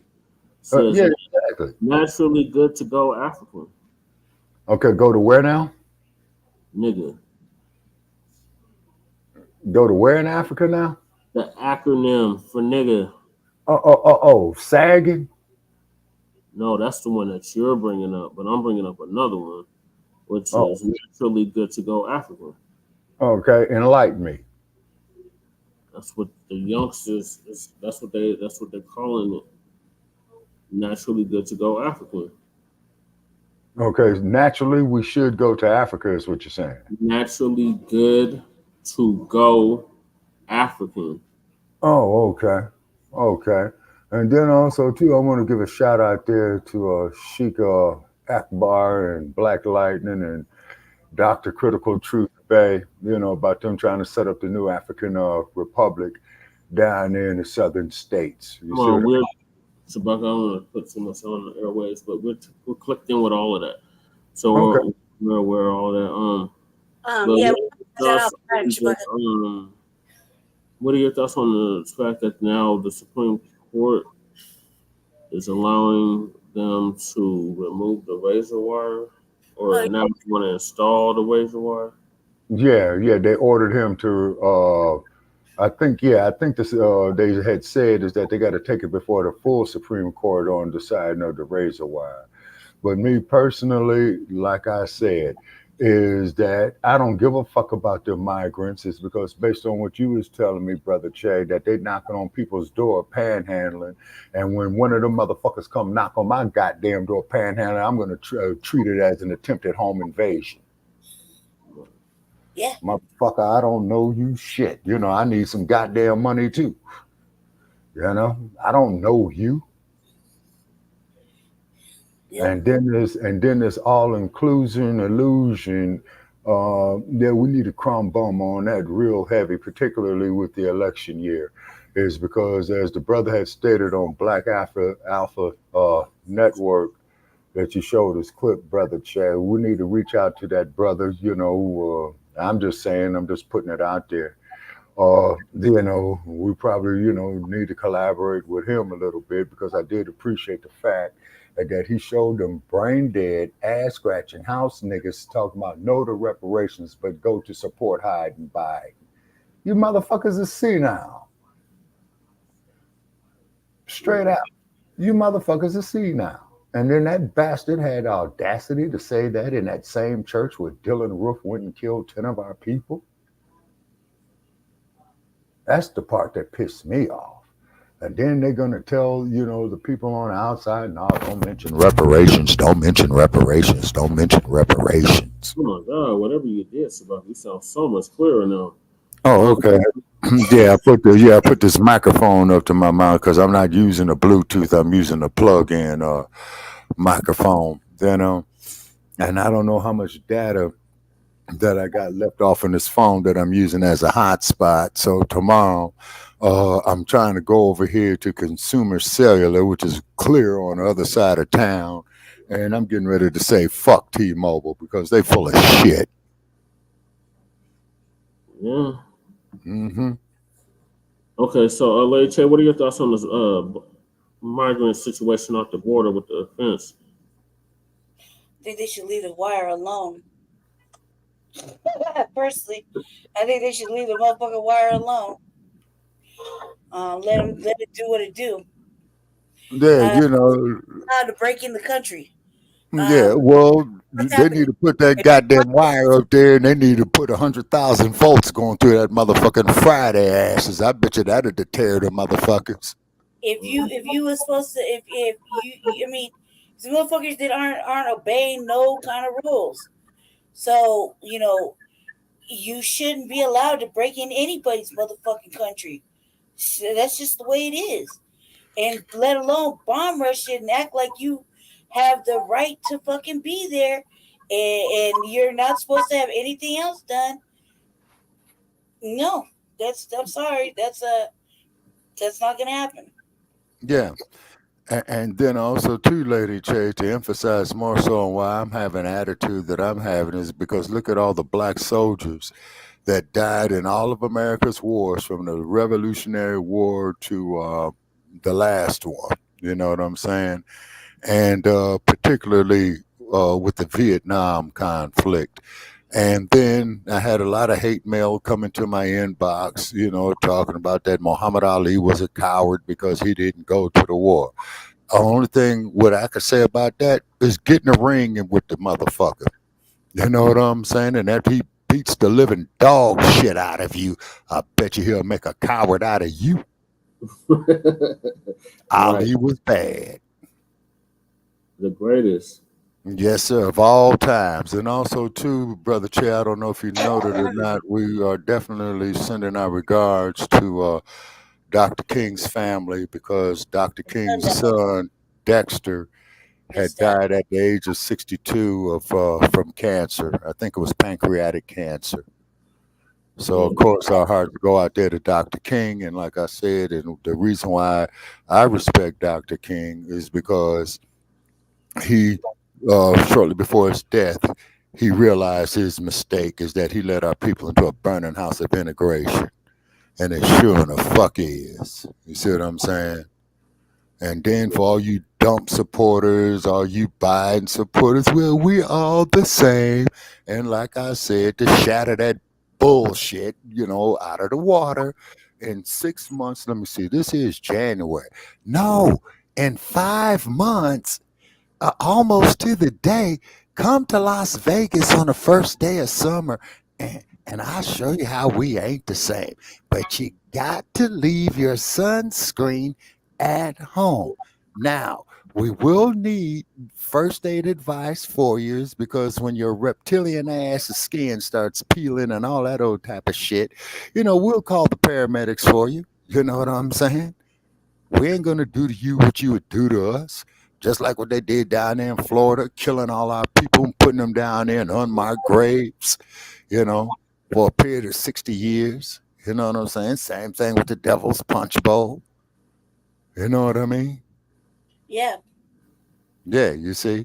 And then the Union Army, they're going to say, well, since we emancipated you niggas, come join the military to go against indigenous people. Is because I had a long debate, as I stated before, with a native woman in Montana. And she said, why in God's name did your people help the white man against my people? And I told her it's because the slave only knew what the master taught him. See, the slave was stripped of his birthright. He was stripped of his heritage, his culture, his language. The woman was violated and what have you. You see what I mean? And that's why, you see. And one thing about the white man, he would always, use his divide and conquer technique. You see what I'm saying? Just like with the chief of the Arapaho when Sitting Bull and Crazy Horse went to him and said, hey, man, well, and I did a video from the Little Bighorn, Brother Che. I did share it with you about a couple of years ago. And they had a statue to old Sitting Bull, but his name was Tatanka. So I referred to him as Tatanka. And what Sitting Bull did is that he defended his land, his people, against invaders. First form of biological warfare, ladies and gentlemen, was the smallpox that they gave to the indigenous peoples here in the Americas, you see. But does white America want to take responsibility for that? Oh no. See, one thing about white America and its ethos, and as we all know what the ethos is the group psychology. Nope. No, let me Jesse, real quick. I'm sorry, Shabaka. Let's get to the Denver stuff. Oh yeah, because that punk ass mayor was on He's Cartoon always on Nazi CNN. He's Network been on there tonight. for like 3 weeks in a row. Yeah, fuck Mike The Johnston. way we can get it going, Jesse, we'll figure it out later. You can show me later. Because it's not coming through. That link didn't work. Let's get to our shit though. Jesse, I'm here, Lady Che. well, you gotta move the computer. Go to screen, cuz like so we can get to our shit. We'll try to get to Denver. Probably get this Denver Unhoused shit done real quick. We had a whole nother topic before that. What was it? The Charlamagne shit. Oh well, let's get to that. No, Charlamagne the God. Yeah. Yeah, what's he talking about? He's just talking plays as usual for the Democrats.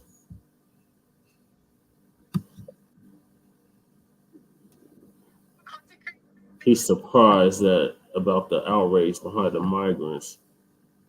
He is surprised about the outrage of the migrants. Behind that. He is Okay. dumb motherfucker. Like that is the stupidest shit ever. I'm not going anywhere, but I'll be right back. I'm right here, but I'll be right back.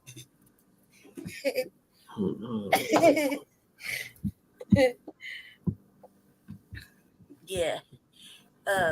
Jesus, Jesse. Look at all the windows just open. Oh, that's minor. Yeah, like what is it? What was it one time? Jesse was like that. Like how long? It was 1,000.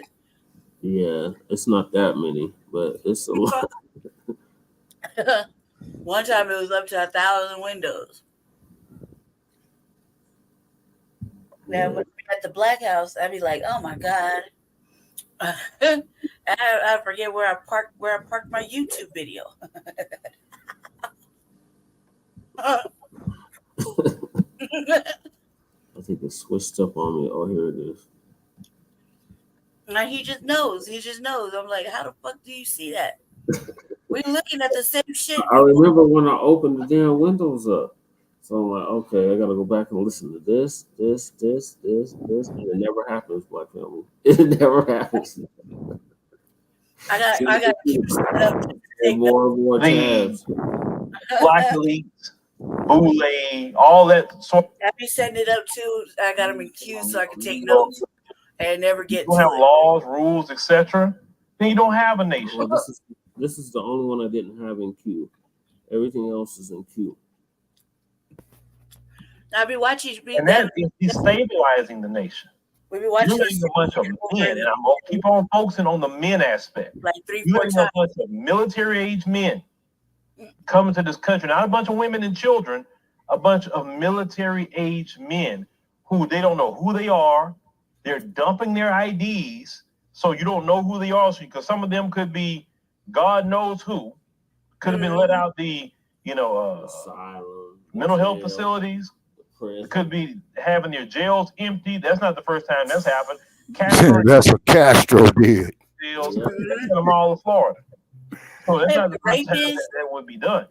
Murderers. I want you to hear with Charlamagne, because Charlamagne is quite shocked that a lot of people are really affected and talking about this migrant. Really upset about it. Let's go ahead and roll with what Charlamagne gonna say. You talking about looking at Charlamagne? He a Taylor. On radio and speaking to working class people every single day. I have the privilege of being involved in my community from New York to New Jersey to South Carolina, where I get to look people in the eyes and have real conversations with them, and people are really concerned about this issue. Like I honestly have never spoken to as many people who are concerned about the migrant issue as I have over the past year. And I mean, I've heard everything from you know, the gang MS-13, you know, overrunning neighborhoods. I've heard, you know, what we saw just happened in New York City, where the migrants, they took 2,000 migrants and put them in the school and made the school stay home, made the students stay home and you know, do school via Zoom, and that was a big issue. Like, I mean, people were calling that was just this week, you know, really complaining about that. So I've never seen, you know, working class people who I interact with every day until this past year really express their frustration for the migrants. And it's not even just the people. Like, you see politicians who once, you know, championed having the migrants in the city, like the mayor Eric Adams of New York. Now they're like, yo, hold up, this is too much. You know, we've heard Vice President Kamala Harris say, hey, don't come. Like, we've seen that. So yeah, I think it's gonna be a real the panties, you know, dropping them off at real Marcus Vineyard. Hold those sound bites. They're gonna go to those sound bites. They saw, you know, he was winning with that at that moment. Biden and Vice President Kamala Harris and Mayor Eric Adams and all of these other like a motherfucker when he did that. Yeah, that's back when Eric Adams was like, yeah, we take them in, come on. Welcoming. They dropped them off and she wasn't even there. You know, when Ron DeSantis and Greg Abbott pulled that stunt where they were, you know, shipping migrants to these sanctuary cities, you know, dropping them off, you know, right in front of, you know, the vice president's house. You know, as cruel as that was, as inhumane as that was. Oh, was it? It was effective. Clearly, it was effective. This is the policies you're allowing. So here you go. You know, the voters see that. So what does that? Not that fool's vacation to Martha's Vineyard. On the surface, it looks like never been to no damn Martha's Vineyard. Democrats got it wrong, and now a lot of Democrats are starting to sound like they were over there with blankets and help. And whatever they got to do to get her off the presidential area. On the surface, just plain on the surface. That's how it is us not getting to go to Martha's Vineyard. Charlamagne. Why are you so surprised? Right. How people are feeling? Why are you so shocked? How many, as you say, working class people are calling the show and going off about the migrants? The reason why you're shocked by this is because what y'all have to understand. The sweater, man. The black elites, Boulay, all that sort of people, the gatekeepers that Cat Williams was talking about, right? Which is always the black elite, the black Boulay, 20 degrees in Houston is cold. They are so far removed from the problems that what we deal with as black people in the community or the rest of the country. Charlamagne, the reason why he don't understand it is because the migrants not going to his neighborhood. Mm-hmm. They won't let them in the neighborhood. His kids not being affected. His kids was not removed out of a school, so migrants could be in there, right? So that's why he don't relate to that. That's why he's so shocked. Yeah. But Charlamagne, either you're really not in the streets like you talking about. You say you talk to people or whatever, but if you talk to people, then why don't you in New York? Right. Why don't you go where the migrants are at? Exactly. Take some cameras with you and go out there. You got a machine behind you, right? But you know good and well you can't do that because that machine that you work for is all in with the Democrat Party. We know that.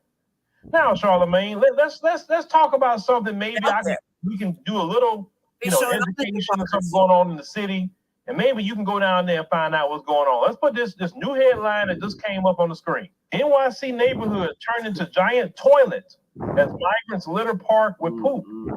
Leave cups of urine on doorsteps. Charlamagne, that comes from the New York Post. Sir, you in New York City doing a show. And you mean to tell me you didn't know about this happening in New York? Right. It's really gonna make me wonder. Working class people. Some fucking homeless just been in New York forever. We're gonna go through this. But that in itself is a health crisis. Right. You have to understand there are places, and y'all know what I'm talking about, throughout the world where they don't mind defecating in the street. Mm-hmm. They don't mind taking peeing all over the place. Mm-hmm. In this society, we don't do that. Right. And if you get caught, you go to jail. Mm-hmm. You got to have a civilized nation. Right. But when you sit up here and you just import Uncle Phil, America is not a civilized nation. when their own countries don't want. You understand? All those countries those people coming Compared from, to those countries, there's a lot of people that's living there every day. You have the people who work hard every day and try to make their country great. You got the elite in their countries. At least don't want nobody to see So me. you better believe this isn't the elite or the working class people who got some pride within their nation, who's trying to make their nation a better place, who's trying to build a legacy for their people and their families. I respect those people. All the people that's still in Guatemala, all the people in Venezuela, all the people that's in Colombia, Mexico. They're saying people coming from West Africa, whether they Nigerian or they Ghanaian or wherever they coming from. There are plenty of people in that country every day that's fighting the good fight and trying to do what's right for their people. I respect all those nations of people. But what I don't respect is people gaming the system here. And it's not, once again, this isn't doctors coming across, this isn't scientists, this isn't engineers, it isn't, people who are architects or plumbers or no. These are people that's coming in. A lot of times we don't know what they got going on, but for sure their homeland say, yeah, you can go ahead and go. We don't need you here. Now let's get into this. So Charlamagne could maybe go find out about this. So they say migrants outside of an East Village intake center have been crappy neighbors. that's like a literally play on words. As they since November, thousands of adult migrants have waited outside the former St. Bridges School on East 7th Street and an overflow into Tompkins Square Park to score a bed in the city shelter system after their 30-day and 60-day stay limits expired. But poop hit the fan and the sidewalks and the streets. Last week when City Parks Department yanked a trio of porta potties from the park, they say the loos had become so filthy that workers gave up on maintaining them, according to locals. They said, and they quote, there was a cup of what I thought was somebody's discarded hot chocolate that turned out to not be hot chocolate, said a street cleaner, John Cashman. Y'all. Well, shit stinks. That is the was really sick, huh? I ever heard. Once again, that is going to create a health care crisis in New you York imagine how City. sick that person is for it to be like that? A problem waiting to happen. Yeah. That kind of environment, doing things like that. But this man, you vote for that Biden administration? Poisoning. I'll get to that. Let me go through this. Yeah. They say, quote, on warmer days, it can smell like a toilet over here and not a well-kept toilet. They say in the past week, locals and volunteers said they're spotted. I see you ain't never been to San Francisco there, Dr. Phil. School, along with human-sized poop in tree beds in between parked cars. Charlamagne, do you understand, brother, why people calling you upset? You understand now? Who wants to go walk to their car and see something like that? Yes. Who? This is supposed to be human beings, not dogs, Get on my machine. not other animals, human beings. And look what they're doing. But Americans shouldn't be complaining about all this, right? To go run that errand right there. Continue. Say, quote, most of them want to pee in plastic cups rather than the ground, and they leave them on people's doorsteps. Said a longtime resident, Gary Rosso, 64 years old, who said he spotted a dozen cups filled with urine. I thought so not on top of they doing this, they're right literally I was gonna set up behind harassing and terrorizing people with and then we changed up. He decided to stay in the But Charlamagne, you didn't know any of this was going on? You so shocked and surprised? And Eric Adams, let's talk about you for a minute, Eric Adams. Man, you are one sorry mayor. But you know, ain't no way I could be a mayor of a city like New York and not deal with that issue. Listen, you already had a rat infestation. That's the nastiest thing ever. Then on top of the rats, now you got this. You gotta act like we ain't so This is horrible. They just say New that. York City is literally turning into the garbage dumpster. Literally. All because these Democrat mayors won't stand up and say, hey, look, okay, enough's enough. This city is not a sanctuary city no more. If you come here, I'm going to send you right over there to with the governor. If she want to say sanctuary, she can. But you're not coming to the NYC no more. Oh, no. Matter of fact, I'm calling Greg Abbott today. I'm going to do that right now, Jesse. We have put a proclamation. We're no longer a sanctuary city. Don't send them here. I'm going to do that right now. So I'm shipping them away from here as we speak. I'm putting them on buses and sending them over there with the governor. And she can deal with them. But they ain't going to be here no more. And trust me, if Eric Adams did something like that, he would win a re-election so quick because people would be happy with him.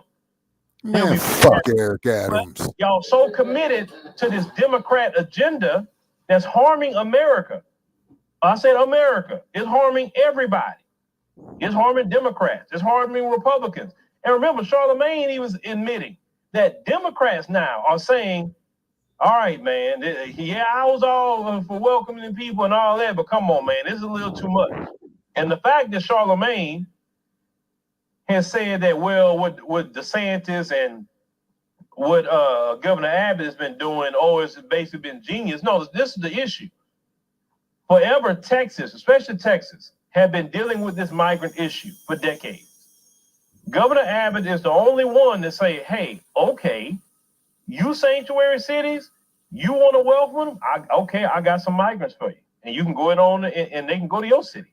Because why is it that Texas taxpayers has to brunt all our tax dollars and resources going to people that just coming over here when you have a president in office that believe in an open border policy? Once again, when he made threats at Texas about opening that border back up so they could come across here, he exposed his hand at that point. Now, let's continue. And say one migrant, had no problem taking, a whiz on a tree Wednesday afternoon as the Post, surveyed the stomach-churning scene. They say the southeastern part of the park was also littered with spilled food and plastic containers. They say, quote, I've cut this part of the park out of my daily walk because of the filth, said a neighbor, Michael Barley, 73 years old. He said there's several thousand people coming to this end of the park with no place to use the bathroom. Susan Stetzer, district manager of the Community Board 3, said park workers, removed the Tompkins porta potties last week because they were being trashed to the point they could not be maintained. The portable bathrooms were installed in Tompkins last year to provide relief while the park's field house is undergoing an 18-month renovation. They said the migrants, mostly from West Africa and South America, and who are among the more than 100,000 who've been in the city's care since spring 2022, said they've been blocked by intake center staff from using the building's restrooms. They said when we want to go to the toilet, they said the retake center, sometimes people tell you no, said one man who gave his name as Abu Salim. He said, you have to go out here. So a park spokesperson said porta potties are difficult to maintain and clean. They said, but that a public restroom operated by the agency was available at McKinley Playground, roughly 7 minutes away. They said a spokesperson for the mayor's office said they were aware of the complaints regarding a lack of showers and bathrooms, but added that many migrants are choosing to line up when they don't have to. So many are sleeping outside and standing on line. Despite space in short-term holding centers. Now, let me center back to all these boule. Notice the Congressional Black Caucus have not, listen, this is Congressional Black Caucus with the migrant crisis. That's them. Crickets, not saying a word about the migrant crisis. You're supposed to be the Congressional Black Caucus, and you're not talking about how the migrants are being put in the Black community, especially in Chicago. You're not talking about, we already a community that's disadvantaged as a collective.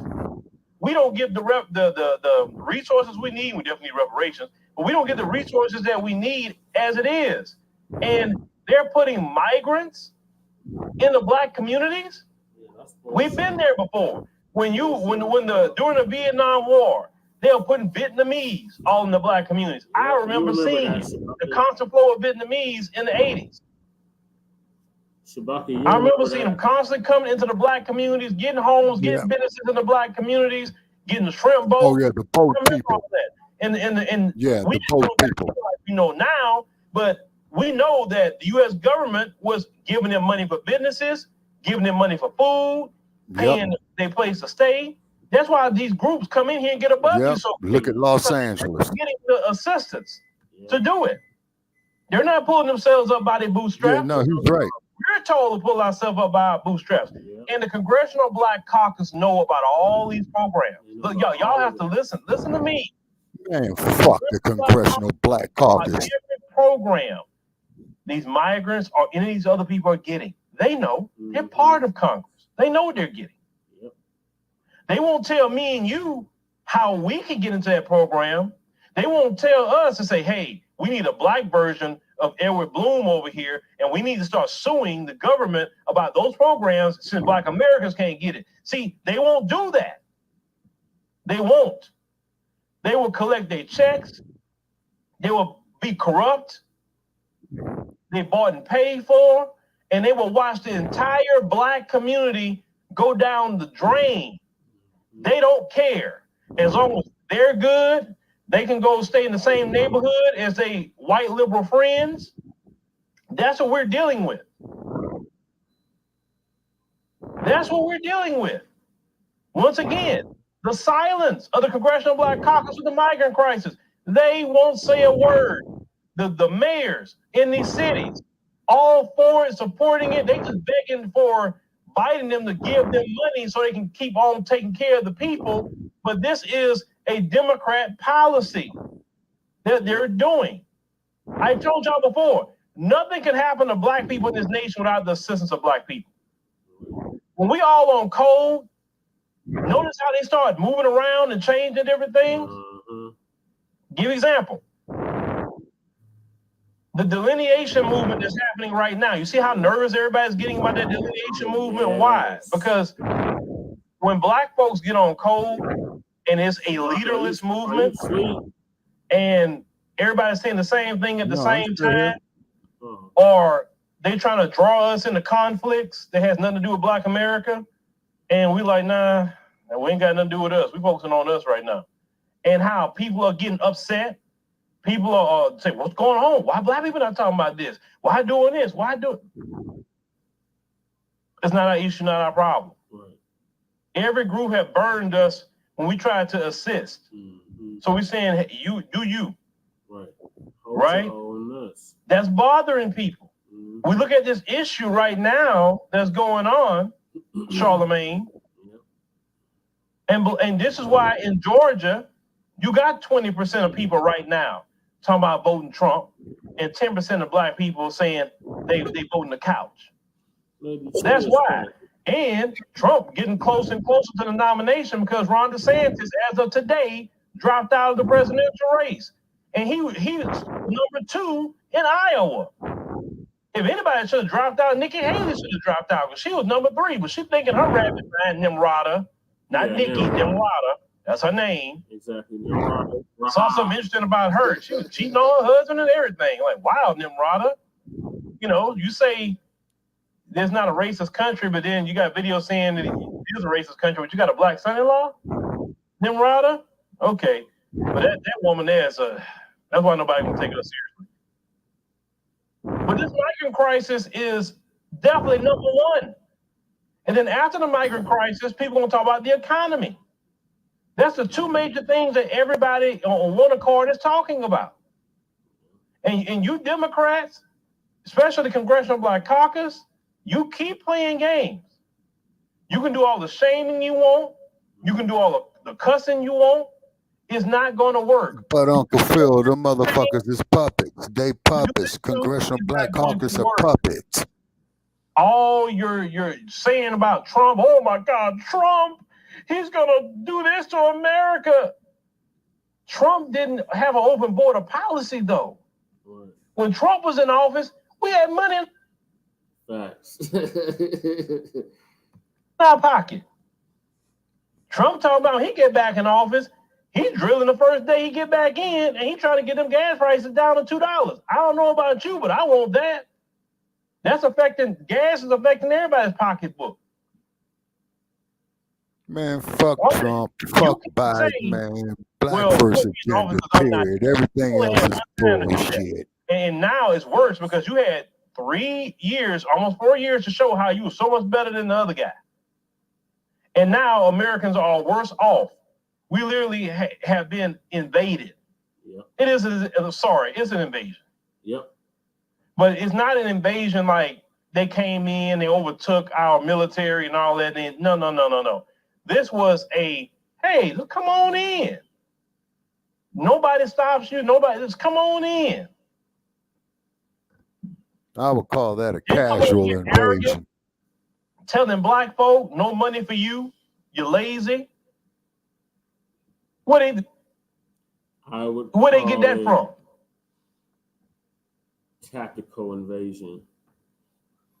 Yeah, well, as we pointed out on Frontline Black News, Brother Che, that the African immigrants who come here, that I guess the U.S. government tells them to distance themselves from yeah, the ones that Africans don't in and don't deport immediately. Yeah. Yeah, you see, so what it is that this support the premise even more so, man, is that we got to unify the diaspora, you see, because as you had pointed out, and rightfully so. No, we don't have to unify nothing. Africa ain't even unified. They need to get together in Africa before anybody talk about any kind of unity. We got our stuff we dealing with over here, and we're supposed to be the saviors. That's why Killmonger comes to mind, because he represented us, the foundation of Black Americans in Black Panther. Okay, but also too what Killmonger did that I had to appreciate for, and I loved Michael B. Long playing that part, is where he had stated is that when King T'Challa regained the throne, and T'Challa told him, well, man, you could come do this, you can come do this. He says, no. To spend the rest of my life off in a prison for sedition, I believe that they called it, but although he didn't say the word, but this is what he's talking about. He said he'd much rather back himself up into the waters like our ancestors did off the coast of the Carolinas. You see what I'm saying? And they don't live like this. Yep. Yeah, you see what I'm saying? You know, when our ancestors, landed there, man, on Carolina, and they saw they couldn't get home because keep in mind, you didn't have jet airplanes then. You didn't have motor ships. You see what I'm saying? So they said, fuck it. We're going to pack ourselves in the water and die as men and not be no goddamn slave. And I'm tired of it, as Professor Black Truth tells it.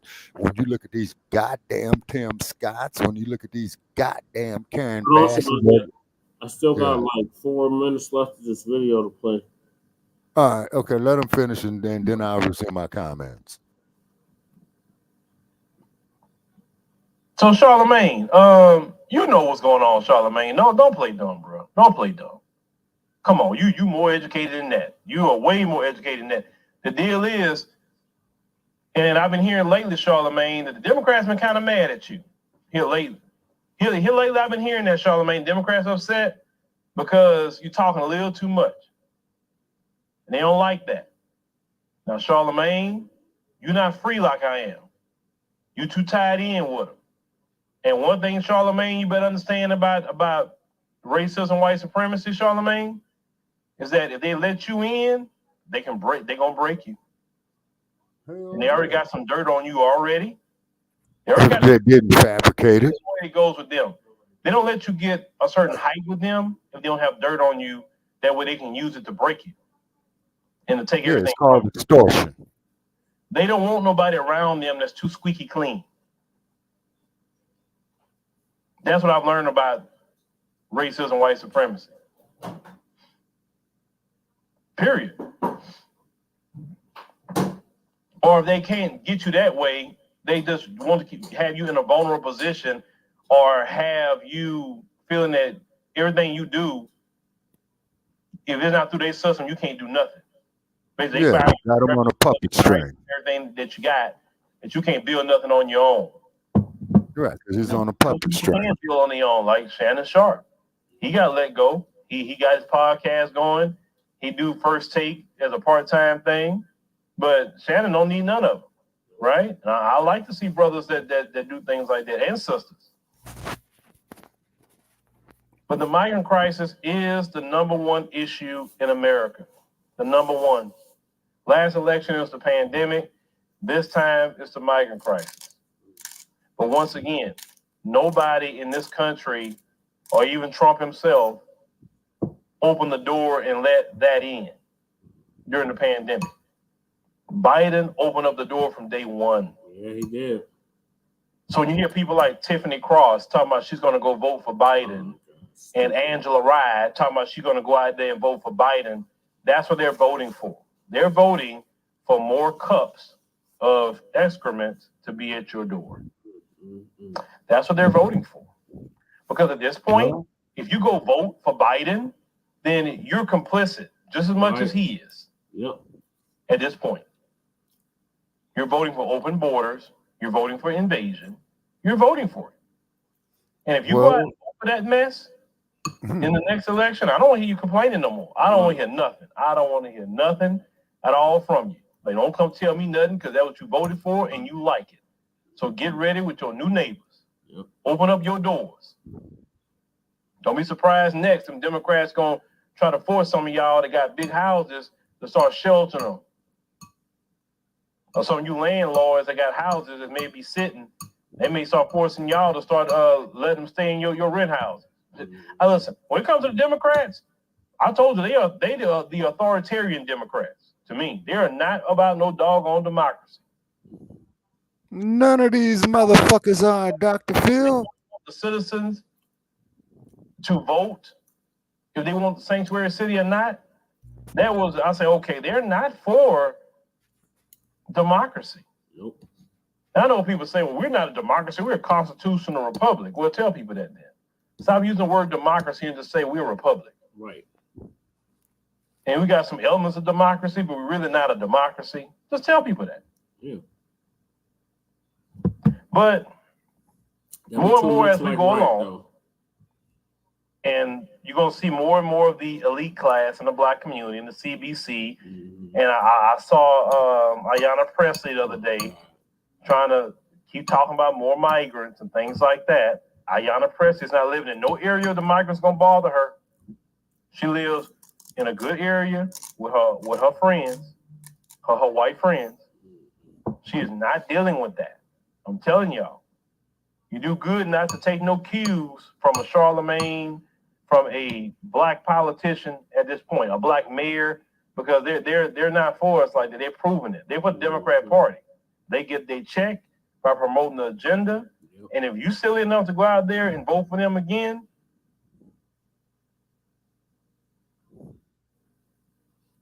and that's how he ended it. I like how he ended it. Like, yeah, exactly. Okay, so once again, Brother Che, as we were saying, this is why we are pushing the Black Verse agenda.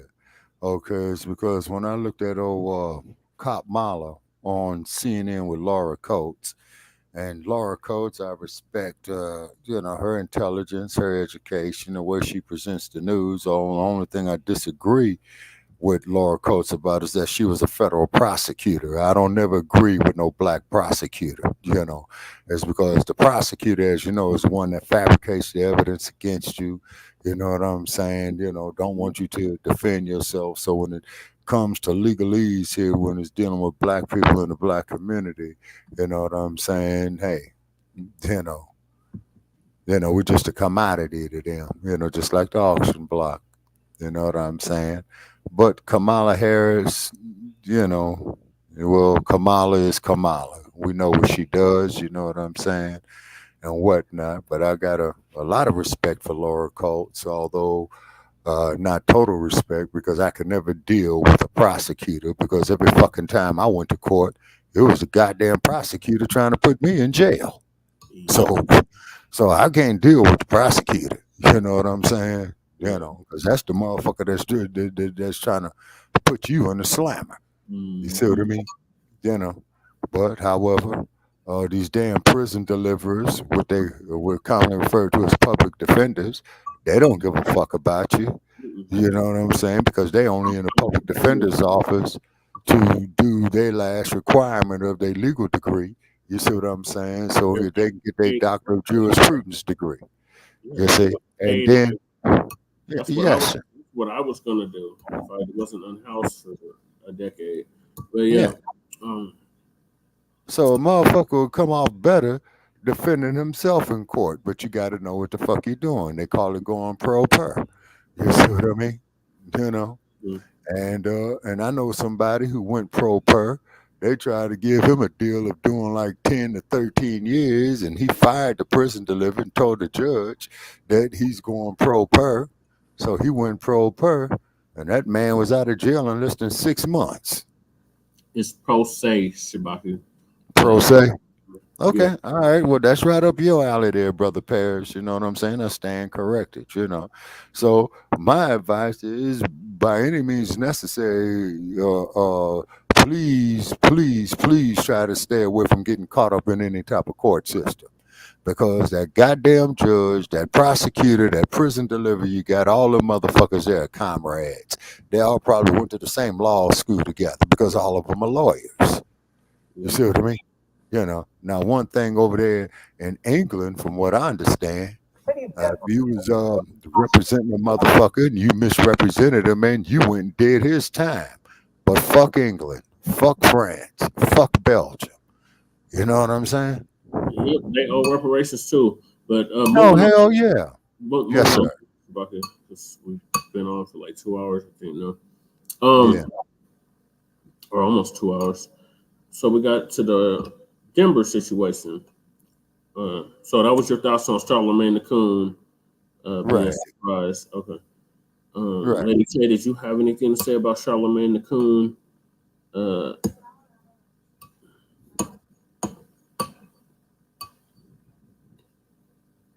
Sorry about that. The wireless mouse is acting stupid. First of all, Charlamagne is a motherfucking coon. He's a goofball. Like, that motherfucker's stupid. Real shit. Like, don't he work in New York? I mean, the radio show has been alive for like over 40-something years. I mean, like, it doesn't even take walks from the subway or to his job. I mean, he can't possibly be surprised by homelessness, or migrants, or tethers, or anything. Considered he is one. Like, I mean, just because he's been at the fucking working in that radio for a minute doesn't mean, like, since when did he become fucking the expert in anything? Like, you know, they gave him too much pull when they asked him his political views. He just stick to the radio. Let alone then you want to act stupid about migrants and shit, and this is what you're talking to people and you go on tour for what? Man, you know what you should have, he was like when he was stupid when he was like had fucking to talk to the vice president. You know what I mean? He said he don't listen why he was supporting. Now he got Biden. Yeah, now he got Biden remorse, which was gonna happen. We told everybody. You know, now he's shocked and surprised. I mean, what else is gonna be a revelation to his ass? You know, it's already bad enough that, you know, he don't look like he used to look. He has some work done. What else is he gonna be surprised about? You know what I mean? I mean, I'm sure anybody else who's been living in New York for as long as he's been alive is not surprised by any of the shit they see. It's just more people now, which, you know, New York has been one of the heavily populated cities.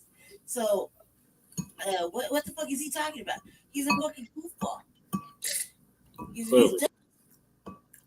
I don't even know why anybody asked him his opinion. Like, does he really talk about anything like educational or? I mean, he's not even pro-black. No, not in the league. Not even a league. Okay, well, you see. Okay, well, you see, this is the miseducation of the Negro that your generation is seeing in effect, Lady Che, that Dr. Carter G had stated damn near 100 years ago. Okay, is that the miseducated Negro will be more worried about every other group than his own. Dr. Claude Anderson had said that. Okay, so what had happened was they put this mind fuck on us to believe that the only way for us to advance in this society is to be a carbon copy of the raping, slave trading pedophile. You see what I'm saying? And this here proves to the contrary. And why do you think, man, we like it, when we get our haters calling in, man, and I ain't going to say their names of their podcast. I ain't giving them motherfuckers no free advertisement. They call in, they disrespect us, and we enjoy it. You know what I'm saying? It's because when we hit them where it hurts, when we strike nerves, okay, and a motherfucker reacts, off in a negative way, then that means that you got inside his defense. Okay, or no, not his defense. I'm sorry. You got inside his offense is what you did. You see, and you hit them with counters. Why the hell you think that Joe Gibson, when he comes on our podcast, he's always quoting Eurocentric resources? And I asked Joe, man, if you're gonna quote anything on our platform, man, you got to quote Afrocentric resources, not Eurocentric resources. Is because, as we all know, you had some filthy, nasty ass motherfuckers by the name of Alexander the Barbarian, Plato, Socrates, Aristotle. See, these was all fuck boys. You see, they were getting fucked in their asses. You know what I'm saying?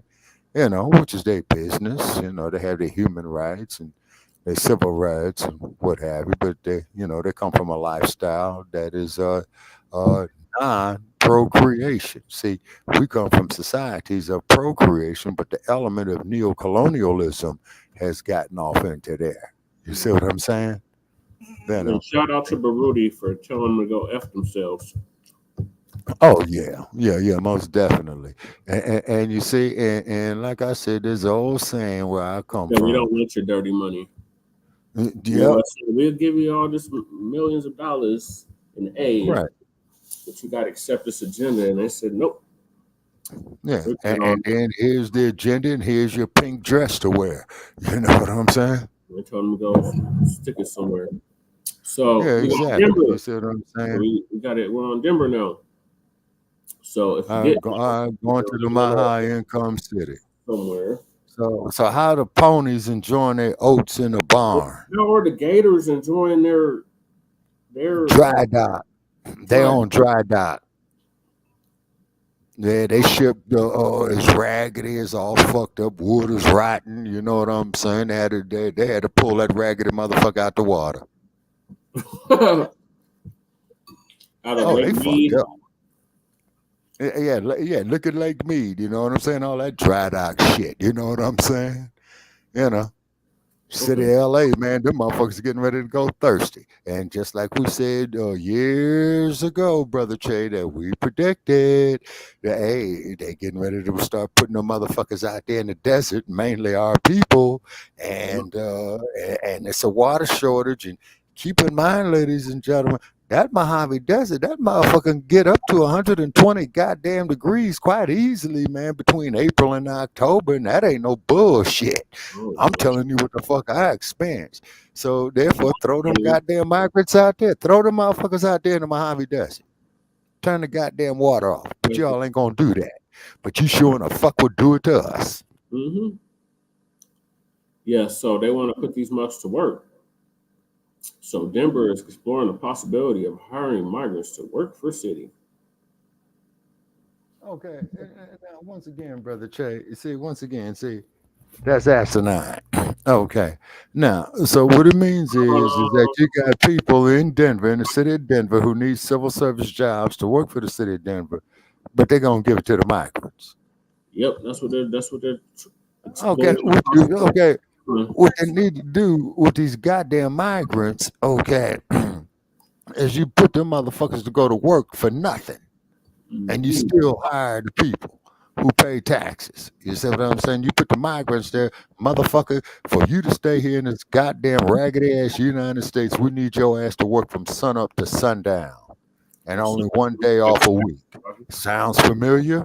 You know what I'm saying? Sun up to sundown, and only one day off out the whole week. Okay, you work rather if it's snowing, you work rather if it's raining, you work rather if it's a goddamn tornado out there. You know what I mean? See, that's what the fuck they do. But ass scratches and Yasa bosses like Leo Terrell and Larry Elder, Bianchi, you know what I'm saying? Oh, well, Mr. Master, you've been so good to me, man. What's better than what we got right here? And Ron DePanties, you know what I'm saying? You sick ass, punk ass motherfucker, fuck you. You got a whole bunch of bodies there out there at MacDill Air Force Base. That is our people who slave down in that ragged ass state of Florida. Shit, and by the way, you know what, Governor DeSantis? I visited your goddamn state. Okay, I want all my motherfucking money back that I spent in that raggedy motherfucker. From the gas to the hotels to the goddamn oranges I bought down there. Fuck the goddamn state of Florida. And we approve of the message. Oh yeah, and then also two people. Not cutting you off, brother Che. Now let's look at something right here, people. Cutting me off though, Sparky. So we gotta get back in motion. The topic. So we're on Denver now, not Florida. Okay, all right. Go to the Mile High Income City. The migrants under the Johnston administration, and we told you we were warned, Denver. So we don't want to hear it, but y'all were warned that this is what it was going to be under a Johnson administration, and y'all voted for it anyway. Right. So don't get voters' remorse now. Right. They're looking at the possibility of housing, not just housing, employing the migrants.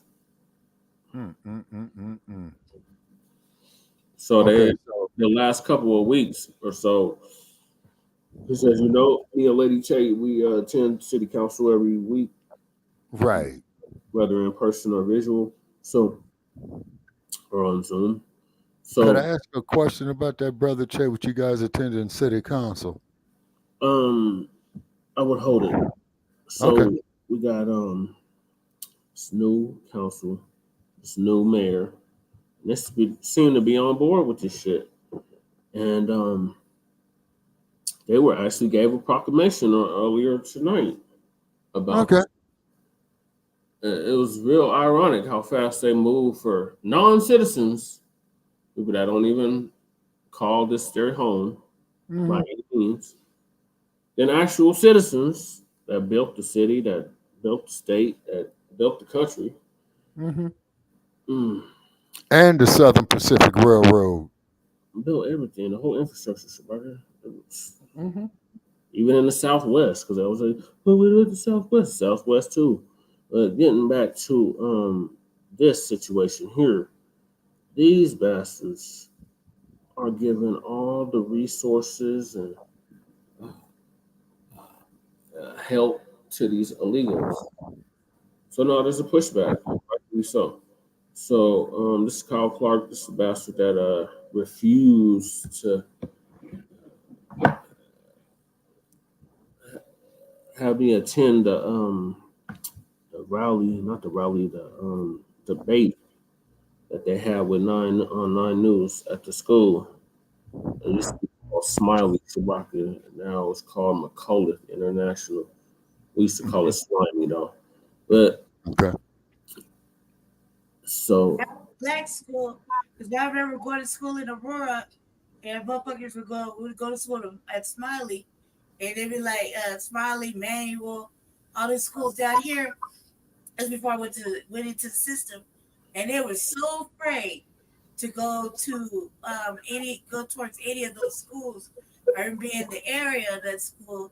It's before I went in the system, so where I was at was in South Aurora. I didn't know nothing about what's going on down in the city until I went in the system, right? So now I was like, dang, why you don't want to go to that school? It's like, oh, it's real bad over there. That was when the area was predominantly black, and there's some roguish shit going on. Not the whole area was bad, but there's some roguish shit going on here and there towards at the schools, at some of the we got the middle school, the high school, and whatnot, and they was always saying that. And when I went into the system, I didn't really see none of that. Like, I mean, I saw what I got used to seeing. So I don't really see it as bad as far as I saw a lot of shit's just frustrating, man. It's just a frustrating situation for young black kids. That's all I see it as. You know, that was frustrating when I was going to school, so I could understand. But they were so it was become like such a thing, and now it's all white. Now that school that Jess is talking about is a white school. So when he confronted Kyle Clark, he's trying to confront Kyle Clark. The way he looked, he's dressed and everything, but the way we stay masked up around here. It looked like and with Jesse, had a lot of bass in his voice and whatnot. It looked kind of like he's scaring the poor white man. Like just think about it like that, because he was like, "Why would he talk?" It was like just because look how white people think about us, and you try to get his attention. You're obviously wrong, but you try to get his attention, but you masked up and it's cold outside. He just think that he's just looking at you like something like that in a suit. Yeah, it was a nice ass suit that day too. It was horrible. Horrible. Yeah, they always try to throw me out that mud. Yeah, they were. I went smooth the hell off, and they're like, "Oh, you can attend, just don't make a fuss." And then that's where I went to go sit by stupid ass Jeff Fart's crew, and them bastards all trade up immediately as soon as I sat down. So I was grateful for that. But yeah, getting back to this. You not to be black, remember? Yeah, it was ridiculous. A horrible day. Go ahead, just play that. The city is exploring the possibility of having migrants work in the city. It's a legal long shot, but Denver's leaders have not been able to convince the feds to loosen up work rules for migrants. Until then, intersections around the city are one place where migrants are commonly trying to make a living. Here's Mark Salinger.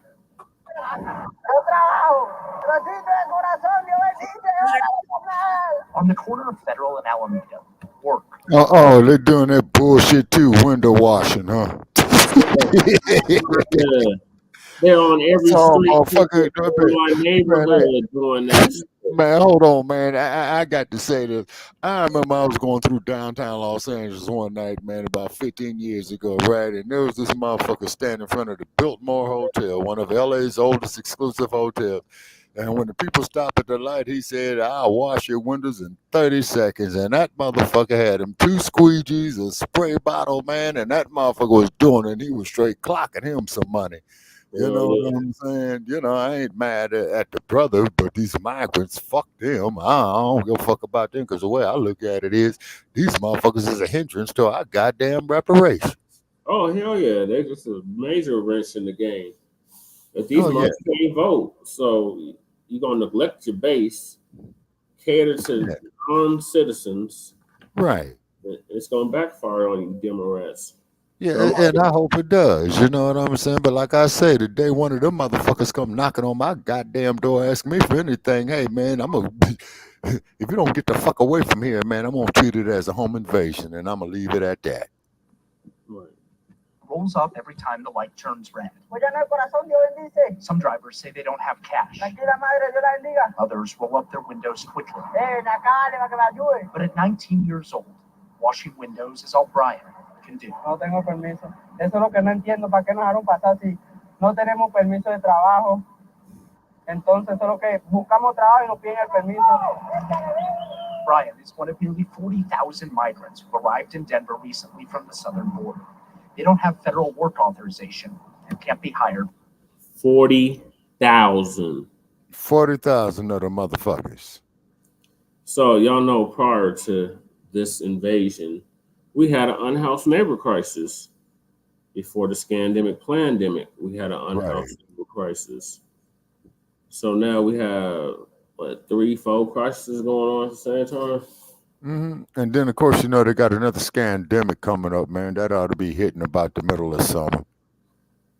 But yeah, I'm just talking about Denver specifically, though.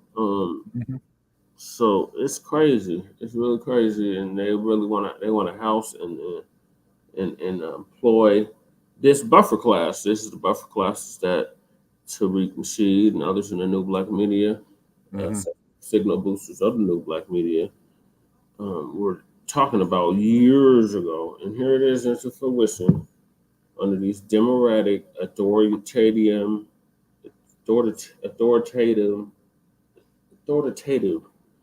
regimes. Right. with that blue, voting blue, no matter who gets you. So me and Lady Che and others, we don't want to hear that shit about, oh, we should have did this and should have, could have, would have, but you didn't. And now you got a hell of an issue on your hands. And this fool is still talking about we can bring in more migrants. Like, no, the fuck we can't. Yeah. And, you know, they go to the front of the line, and we got people that's out here on the streets. Me, both Lady Che know personally that are on the streets, have been on the streets for decades. Right. But these motherfuckers that ain't even from the country ain't pay a lick of tax, nowhere vote any of these politricians in.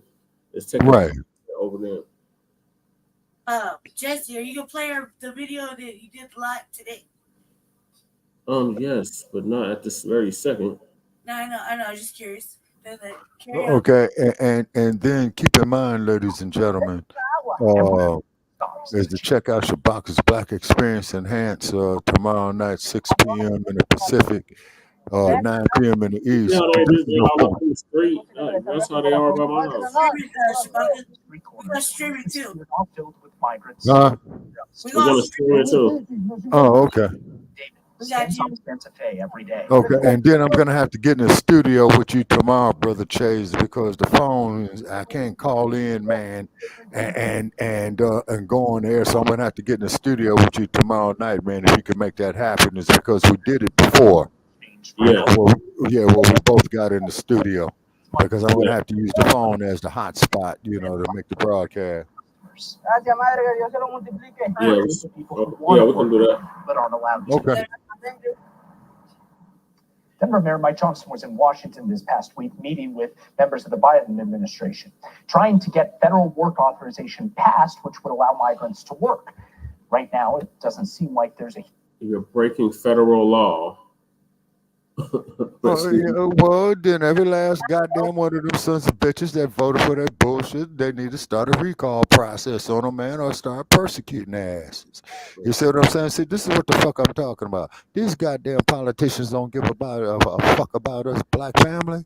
So what we got to do, we already learned from the ancestors about the effectiveness of the Montgomery bus boycott, and I still say we could still use that same tactic, but on a different level now with all this artificial unintelligence and all you're this. leaving out one thing, though. What's that? Have the cohesiveness like we had in 1955. Yeah, you're right about that. Yeah, now I stand corrected on that there, Brother Che. Yeah, so we got to get that glue back amongst us. Yeah, we got to get that cohesiveness back. It's because everybody is against us. Dr. Claude Anderson said that this is what happened. And now, you know, what the good doctor had said then through his research is coming to fruition, you know. And then also, too, just putting it out there, then I'm going to turn it back over to Brother Che. Dr. DeGruy, if you see us, man, please reach out to us. We'd love to have you on our platform, Dr. DeGruy, because I believe you're winding down your study now for the reparations. So, Dr. DeGruy, if you see us, man, please reach out to us. And we know you're busy, Doctor, because that's a good thing that you're doing is on that study. Okay, I'm sorry, man, moving right along. Through executive action on it. Right now, it's not really clear that either of those, Kyle, could become a reality. So this idea of the city somehow getting involved as an employer, how might that work? So it's a legal launch, like you said, but it's something that right now the city is exploring. In the 1980s, President Reagan signed into law that prohibited private companies from hiring workers who do not have federal work authorization. But that law doesn't explicitly prohibit state and local governments from hiring those workers. It's something that's never been tested before in court, but today a spokesperson with the mayor's office told me that hiring migrants for those city jobs is a last-ditch effort that the city is exploring right now. A legal expert we spoke to from Ohio State, based here in Denver, says the city should prepare for a legal fight if they take that route. But a close look at that law from 1986, and as it has been amended since then, makes clear that the law does not actually say anything about applying to state or local governments. So here's where it gets even more interesting. The mayor's office tells me that they're well aware that if Trump wins the election in November, everything could change when it comes to immigration. There are fears that if the city of Denver hires migrants to allow them to work for the city, the federal government, especially under Trump-Kyle, could come in and say, we're going to criminally charge everyone who is hiring those migrants. Safe to say Denver would be a target no matter what if Trump becomes president again, at least in efforts to perhaps work with Congress to withhold some federal funding from the city. Exactly, but it might be their last effort to say, we need to find a way, any way for them to earn money. Mark, thank you. Or you just send their ass back fucking home. Yeah, exactly. I mean, the only thing I can say, the dump as in human shit, okay, he's probably going to get rid of these motherfuckers, you know what I'm saying? And these migrants, I don't give a good goddamn about them. You know what I'm saying? Right, they can all hold their own nuts. Yeah, because we can't cape for nobody anymore because we, black family, are in a state of emergency. Not only here in the U.S., but throughout the whole damn diaspora. We are in a state of emergency. And get that goddamn chain off your fucking brain over there on the continent of Africa, you damn neo-colonialist. The only motherfucker so far, man, that I'm respecting over there, Brother Che, is President Museveni. You remember President Museveni of Uganda? Yep. Okay, with the U.S., with a Biden administration, and Kamala, they went over there. Well, you know, doing it again. That's why I shouted out Burundi earlier. Yeah. The country of Burundi, the African country of Burundi, their president told them to go. Yeah, exactly. And President Museveni of Uganda. You know what I'm saying? No. You all say that we got to have men fucking each other in the ass and that you'll take away our aid. Fuck that. Take your aid, okay? Because what kind of price, ladies and gentlemen, and I'm asking anybody out there, what kind of price, man, could you put on your human dignity? That part. What kind of price can you put on your human dignity? See, all money ain't good money. Yep. And President Museveni said that, man, take your motherfucking aid and get the fuck up out of here. You know? A rainbow flag, a alphabetized agenda. Motherfucker, is you crazy? So we're going to give you this aid, but it comes with stipulations. Yeah, right. And the president of Uganda told the U.S. and the Biden regime, hey, go fuck yourselves. We don't do that here. How the fuck do you think we're going to have our family unit, you know, with men fucking each other in the ass? You see what I'm saying? No life coming from this. Yeah, life comes from a union between man and woman, not two men fucking each other in the ass. Okay? Right, or two women bumping uglies or whatever. Yeah. Or cat bumping. You know what I'm saying? You know? So, hey, you know, and I'm just telling it like it is. And this episode is for those over the years of 18 years of age and over. This is why. Because we're going to tell you the fucking real right here. We're not going to sit up here and sugarcoat shit. And that's why on Shabaka's Black Experience Enhanced on Blog Talk tomorrow night, the chat room will be open for all hate mail. The number to call in is 516-418-5996. And please add that phone number to your T-Mobile cell plan so you will not be charged for calling in. And then if you can't call in, please leave us some nice comments in the chat room. But however, you know, the call-in numbers for those who want to speak, you know, positive and what have you. And the chat room is for all our hate mail. And Joe Gibson and the other guy I cussed out today or whatever, you know, you can all write all your insults, comments in there. We read them on the air. You know what I'm saying? You called into their programs earlier? Yeah, I called into a program earlier, man, and I was up here trying to talk to this dude, okay? And I was trying to mention to him about Professor P.L.O. Lumumba. Now, he used the old Joe Gibson tactic. You're in the middle of your sentence and he want to cut you off, you know, trying to put his shit there. Well, this is my show and I run it. I want, okay, yeah, you're right, man, because I run our own show as well, too. So tell you what, man, I got two words to tell you. Fuck you. Mm-hmm. And I hung up. Okay. I mean, the dude wouldn't let me get two words in edgewise, man. I tried to have a civil conversation with the motherfucker, but, you know, he's up there, this dumb supporter and all this old type of shit and downgrade black people. You ain't no reason with no dumb supporter. Yeah, you know, brother Che, you know our drill, man. You've been there with us a number of years. You know how we get down. And too bad Mad Dr. D wasn't on there. He ought to be glad because Mad Dr. D would have gave him a mouthful. Yeah, he probably would have shut him down too. Oh yeah, no, Mad Dr. D really would have went off on him, and may Mad Dr. D rest in peace and power. Yeah. The man did an excellent job raising his children. Mm-hmm. That he did. His firstborn had traveled around the world, as you know, Brother Che. His secondborn, you know what I'm saying, is a PhD in law, you know what I'm saying, and what have you. His other offspring, you know, they doing great things as well, too. Although they're all grown up now, but I remember when they were babies, you know what I mean? Yep. Yeah, you see, so, you know, man, you know, you haters, man, you know, we don't hate you like you hate us. You see what I'm saying? Mm-hmm. You know, but we appreciate the hatred because that means we are getting somewhere. All right, so shout out to Rob, Black Light Revelations, or the creator of Black Light Revelations. Right. Shout out to this lady Chase, the one that introduced us. And a shout out there to Jay Dizzle. Shout out there, you know, to the Imam Shiga Akbar down there in South Carolina. Shout out there to Black Lightning. Yeah. Definitely a shout out there to Dr. Critical Truth Bay of the knowledge that she drops.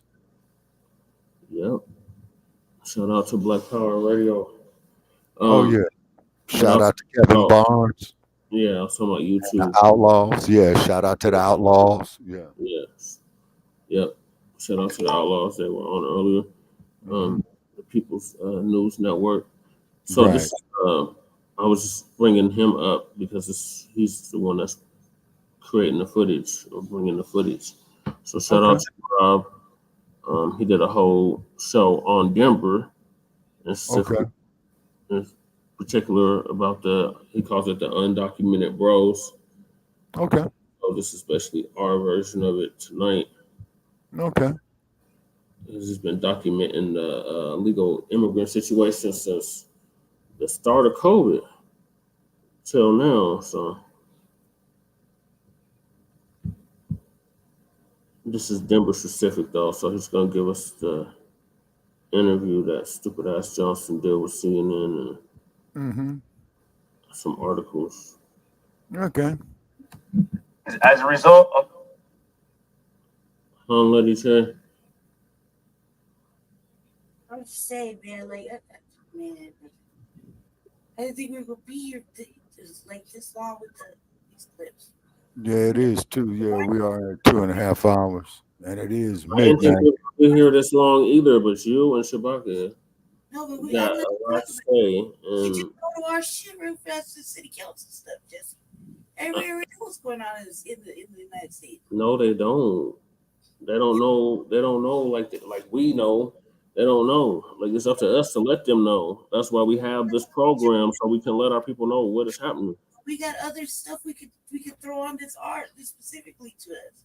But this is specific to us. Like literally, Denver is being profiled in this whole thing. All right, man.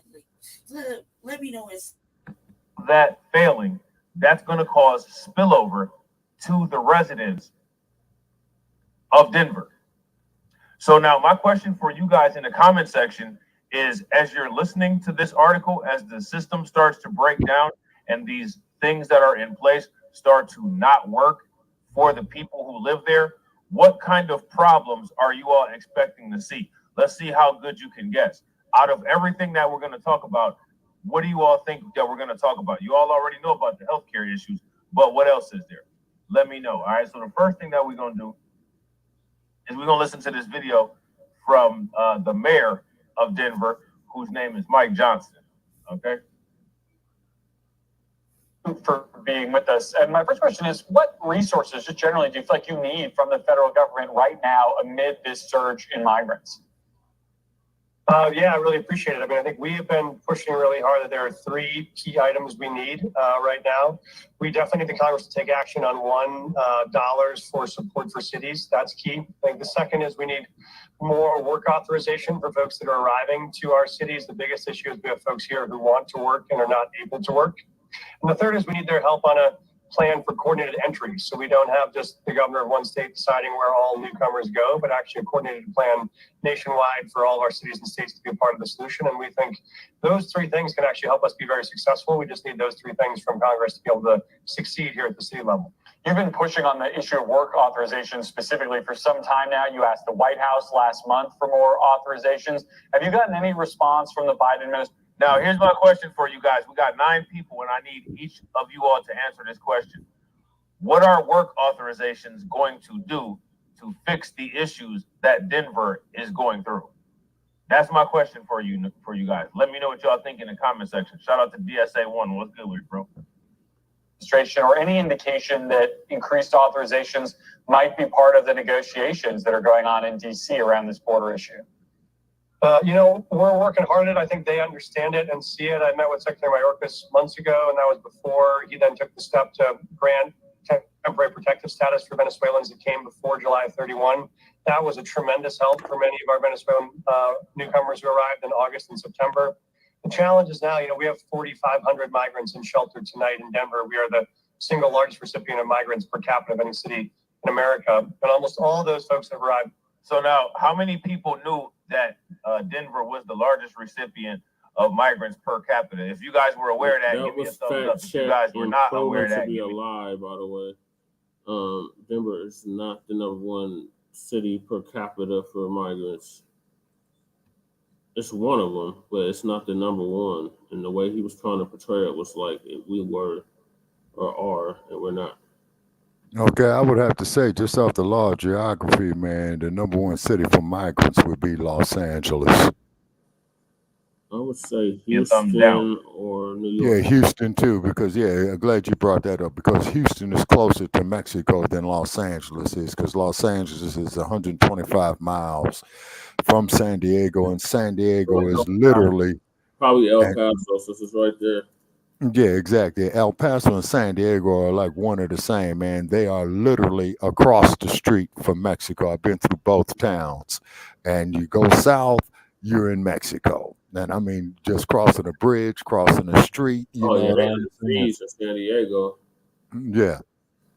Oh yeah. I remember the mayor of El Paso was copping pleas too.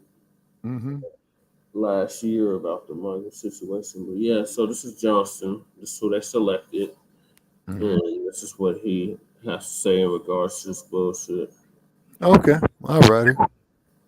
Being that Denver is being that Denver is the city that got the highest amount of per capita migrants, that right there is one of the reasons why we have seen the accelerated decline of Denver. Remember how I talked about Denver has just crumbled faster than New York City? So now what we can do is we can kind of take a micro look at Denver and basically say, okay, what we see going on in Denver, that's probably what we're going to see going forward in New York and Chicago if they don't fix this. And shout out to MC. What's good with it? So now, okay, shout out to you guys for answering the question, right? So now here's the next question. The next question is, if we know that work authorizations do not cover or address all of the issues that are causing all of these separate problems with the migrant crisis, my question for you all is, why do they keep offering that up as a solution to people? Let me know what y'all think. Now, don't have access to that temporary protective status, so they don't have a clear path to work authorization. That makes it harder and harder for us to help them. And every time I see folks, they ask me the same thing, which is just, how can I get a job? All I need is access to work. And so we're optimistic that that's making progress. And we think should be an area of bipartisan support, nothing more un-American. They say the same thing because they've been doctored to say that shit when they come across the border illegally and getting warehoused up somewhere when they get to their destination. And he's literally telling them, like, this is how you get here. Come right on in. We'll take you here. And then having someone. Now, here's another question. Denver's hospital system is about to fail. You guys are already aware of that, though. But just reiterating, right? Because that's what's in the title. Denver's hospital system is about to fail. My question is, what is giving migrants jobs going to do to either slow down or stop the failure of the hospital system in Denver? Let me know what you guys think. Shout out to my man Jesse Paris, who's out there in Denver. You know what I'm saying? See, shutting me up. Come to the country and to support themselves once they get here. So we think whatever Congress decides is their admission policy, that's got to come with clear and immediate access to work once they arrive. We had the mayor of Houston on just before Christmas. We've got a lot of mayors who've been talking about this issue publicly. I'm curious what the conversations are like behind the scenes, the contact you have with your fellow big city mayors, all of you trying to address this issue from slightly different perspectives all around the country. Yeah, there's a lot of conversation and partnership. Obviously, right now, Chicago and New York and Denver together, we've accepted more than 200,000 migrants. So we are the great majority of all of the incoming traffic right now. So now, here's the question. Did they accept these migrants willingly, or did they accept these migrants because they were forced to accept these migrants? What's the scenario? Yeah, you been making all the noise out there? In regular contact, but I've also been in a lot of contact with other mayors of other cities. Some of whom have less inflow of migrants right now and are willing to be a part of the coalition to find a better solution. So I think when you're a city mayor, you're nonpartisan. You don't have a flag in the ideological battle in DC. You just want to be able to run your city effectively. And what we need really is this work authorization plus resources and a coordinated plan. And we think that gets us a long way towards a successful strategy. Well, my understanding is this has become something. Shout out to JW. Yeah, I absolutely read your comment, bro. And I appreciate it. I'm glad that you enjoyed the videos about Nimrata and Kamala. Definitely more are coming on her and other people. You know what I'm saying? So shout out to you, bro. I definitely appreciate it. And I appreciate the comments. I try to stay out of the comment section so people can have lots of dialogue, lots of interaction back and forth. I don't want to be like too much of a distraction, or honestly, I don't want to be arguing with people in the comment section, because I would rather see people interact together and build in the comment section. And, when I do the live stream, I can talk and address things and different stuff like that. So if anybody ever wonders why I don't respond in the comment section, it's not because I'm ignoring y'all. It's because I want you all to come up with the dialogues and the answers. We chop it up. I want you guys to have lots of ongoing long conversations where you're responding and reacting back to each other and, addressing certain issues and bringing up new stuff, that I can read in the comment section and say, oh, that's a good idea. Maybe we should do a stream on that. Do like that. So shout out to y'all. Hey, brothers, I know. We have a political fight in Colorado where you've had some of the surrounding counties and communities very concerned about how Denver is handling this. Does the governor step in that situation? I mean, talk to me about how this is working in your region, in your broader community. The governor has been a great support for us, so we're lucky to have Governor Polis, and his team has done a fantastic job to help us with resources and other supports. But we do know this is a regional issue. I mean, the major reason we're the top recipient for migrants right now is because we are the shortest and cheapest bus ticket north of El Paso. You come straight north on I-25 from El Paso, Denver is the first big city you hit. And so we think this does mean... Well, motherfucker, you might as well go buy them bus tickets if you're going to tell them how to get there. You might as well go buy them bus tickets, you lousy sack of shit.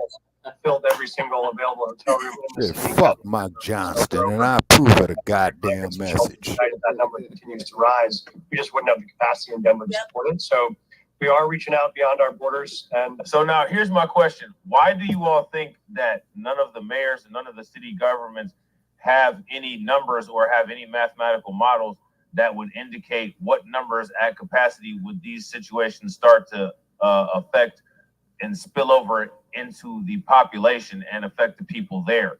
Why haven't they looked into that? Because I would think that would be something that they would want to prioritize, making sure that it doesn't happen. Right. You know what I'm saying? So just let me know. And shout out to JW. Absolutely not. Make sure you say and put down everything that's on your mind, bro. Don't worry about it. You know what I'm saying? Don't even worry about it. We know people have questions and concerns, but I think they also don't want to see families and kids homeless in the streets of our cities. And so we want to make sure we find a solution that can avoid that. Well, to that end, you've said this hypocritical bastard. These buses of migrants that are coming to your city, but is there a point at which that's something Denver might have to do or something you might have to consider? We're going to hit a capacity at which we just won't be able anymore to manage the amount of inflow. And so we're trying to avoid that problem, but we know we can't keep growing at this pace. When I took the oath of office 6 months ago, we had about 400. Oh, now we can't keep growing at this pace. Then they need to recall this bastard. No, the city of Denver There's needs no to recall problem. this motherfucker. Even before he got selected, he was saying, "Yeah, they come on in. I support the sanctuary cities. Yeah, let's do it." I was the only one that was not just Black first. I did not support the sanctuary city statuses, and they laughed and hee-hawed and called me a bigot and all this. And now look at There's no such thing as a black bigot in the United States. All right. That's what I've been trying to say. There's no such thing as a black bigot in the United States. And for all our haters out there, please be sure to call into Shabaka's Black Experience Enhanced. The number is 516-418-5996. We'll be on tomorrow night, Tuesday, January the 24th. Okay, we start at 6 p.m. in the West, and we start at 9 p.m. in the East. And be sure to put all your hate mail in the chat room. And what we're going to do with the hate mail, we're going to read it. We're going to put your name out there, and we're going to clown you. You know, I'm definitely going to do it. Hey, you're more than welcome. You're part of the staff, sister. You know what I'm saying? It's all over, man. You put yourself out there to get clapped, and it is what it is. You already know I get that. I ain't got nothing but free time and opportunity to just take that shit down. Like this motherfucker still like I said today, I was like, I'm so tired of these motherfuckers acting like they doing something. They did shit this whole fucking time. Like this whole time. And they moved their ass so quickly for fucking migrants. It's not like the ones we knew about, you know, when they sent them from other countries. We had a little bit of notice to like, oh look, we got some Arabs coming in or some Middle Easterns coming in. They're prisoners of war, You know, let's look out for them. You know, there's some Ukrainians. You know, at least we know this is an invasion of it's like unfounded invasion, and then they want to fucking try to force our hand and all these motherfucking bleeding heart type shit. I'm like, look, you weren't trying to force your hand to really get us housed. In fact, they allowed the fucking camp band to stay. They arrested us and did all this extra shit. And these are Americans. They're Americans. They're getting threatened with, you don't take this housing, you're gonna go to jail. But there's nobody saying that to these motherfucking migrants at all. Like at all. There's not even a fucking there's not even an arrest or nothing happening. Like, you're breaking rules. You're breaking fucking rules that nobody can get away with. And if you got away with it, you got lucky you got away with it. This is like out blatantly right there. Man, it's only to turn around and bite them in the ass. Right. Migrants in shelter. We are more than 10 times that number right now. We brought 35,000 through. Shout out to Rob from Denver. Yeah, that's up. And he's absolutely right. And like I haven't got a chance to do the Box Borough stream, but like I said, I got it coming. You know what I'm saying? And we are absolutely going to get to that because Mayor Mike Johnson failed on his effort that he had to quote unquote get the house people shelter. To the people from Denver who are in here, do you guys remember that promise that I think it was either Mike Johnson or Governor Polis made the promise that they wanted to get 1,000 people off the street, and they failed to do it. Man, you can't tell us about that, Rob. Okay, then them motherfuckers need to be locked up there for fraud. And remarkably, breach of contract with the people. Placed into housing or work or onward travel, and so we have motherfuckers should be hauled into court tomorrow. Breach of contract. Not enough volume of work or housing in the city to support this ongoing volume. Not to mention the impact on city budgets. This could be $160 or $180 million of impact in our budget next year. That's almost 15% of the entire city budget. So $180 million motherfucking dollars. Cut the goddamn check. And the New York City's mayor, Eric Adams, they've been getting hammered by this. Poor ass excuse of a stack of human shit. Is pursuing the American dream. It sounded somewhat Trumpian. I mean, I wonder how you feel like does that narrative kind of play into the anti? They said that Eric Adams sounds like Megatron. If you guys think that Eric Adams sounds like Megatron, give me a thumbs up. If you guys don't think so, give me a thumbs down. I think they're crazy. Well, it sounds like to me Eric Adams is getting his prescriptions from Ben Carson. Who knows? Maybe the motherfuckers pop pills together. Both of them are fucked up in the head. The border being open is cause. I think Eric Adams is more interested in easing his own stress levels and making it so that being the mayor of New York is a little bit easier. Well, he just need Ben Carson to write him a prescription for some scum. Hopefully the motherfucker OD on him. Instead of putting that taxpayer money and reinvesting it into the taxpayers. Let me know if you guys agree. If you guys agree with that, give me a thumbs up. If you guys disagree, give me a thumbs down. And shout out to I didn't know about that. MC said, and I was late in the chat, but y'all see Brandon Johnson hospitalized with panic attacks. I wonder what scared him. Hypocrisy. That's what scared his ass. And had him give him health care. See how that turned out. Well, have him get in touch with Dr. Ben Carson and have him and Dr. Ben Carson drop pills together. I mean, the thing that actually gives me hope about this scenario is that every day it's quite clear to me there is a path to solve it. And when I talk to migrants every single day, all they say is, "Thank you, Mr. Mayor. I don't need help with charity. All I want is a job."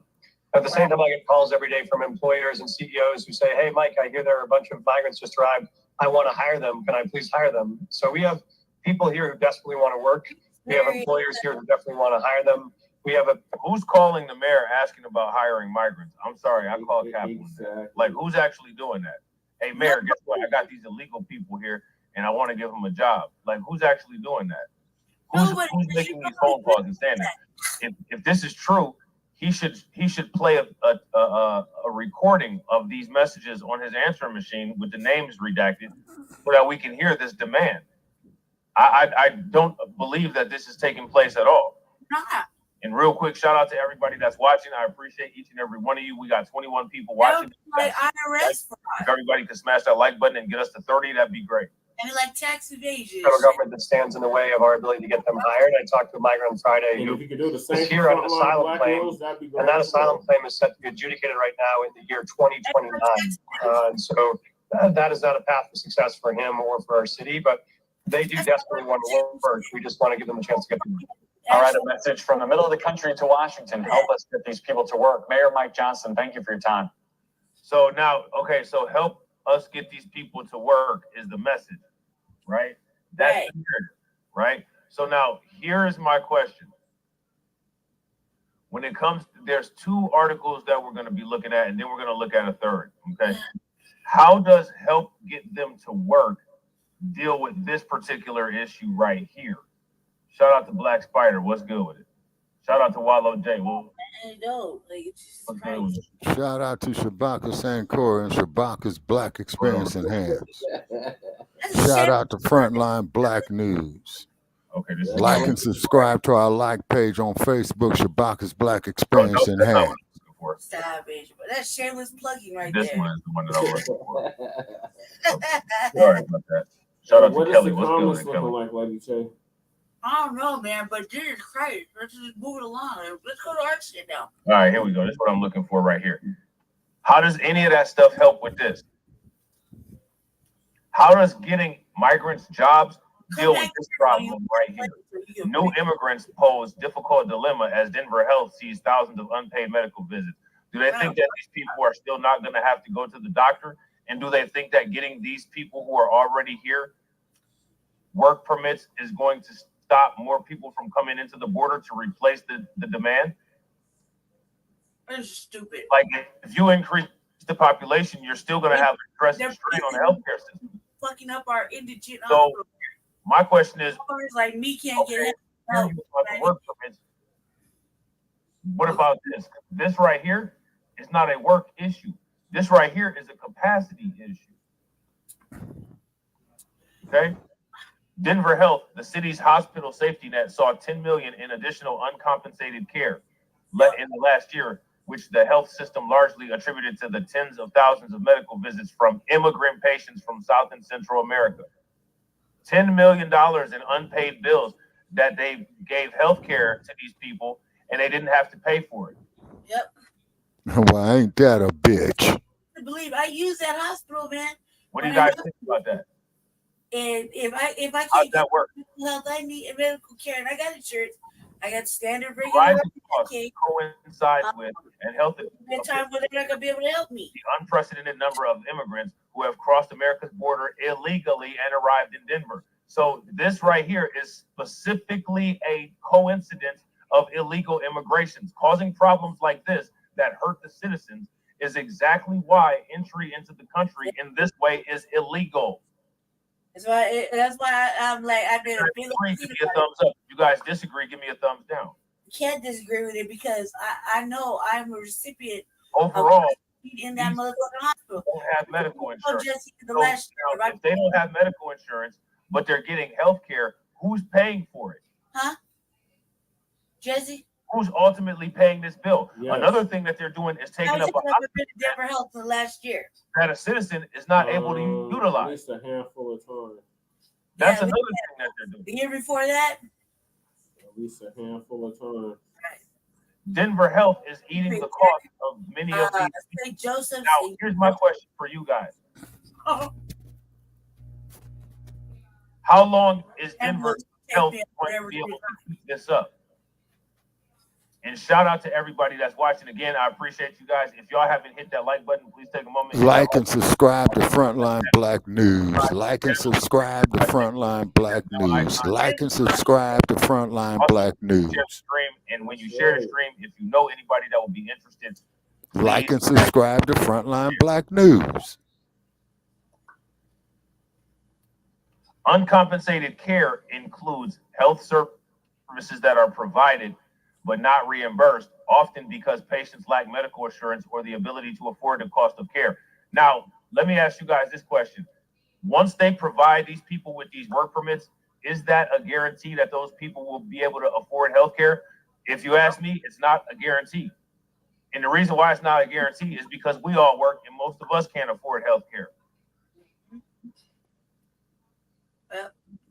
So now why do criminals who have broken the law to get into the country illegal, why do they get to get health care paid for by us when we didn't break the law to get here illegally and we can't afford health care and we don't get any help from our The government? answer to that is simple. It's called hypocrisy.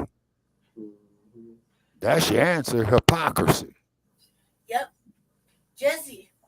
I want people to try to make sense of this. Second, will you let that play? Yeah, and that's facts. Most of them. Okay, in about 10 minutes, man, I'm going to have to lay it down, man. Okay, cool, Shmugger. We're all right. This group of patients were identified as new to Denver All right, Health. well, let me come back to this so you can hear the city council part. Okay. I just need Jesse's help with over here because he's thin enough to squeeze past this little section in my room. And this big old concentrator, oxygen concentrator. Try to get well, you know, and to come out of the active heart failure, like the active part. Because sometimes you're just regular heart failure. Then there's active. The active part really scary. But I like for some odd reason I think I have too much fluid right now around my heart. I feel like really nauseated and hot, which I've been kind of feeling like that, like most of the afternoon, kind of nauseated. Me and Jess killed our chips. They shared chips with them, but it helped with the nausea. So I don't smoke enough weed, like quality weed anyway. I was smoking enough weed to kill the nausea, and I stopped eating mushrooms because I like mushrooms. That really helped with the nausea too.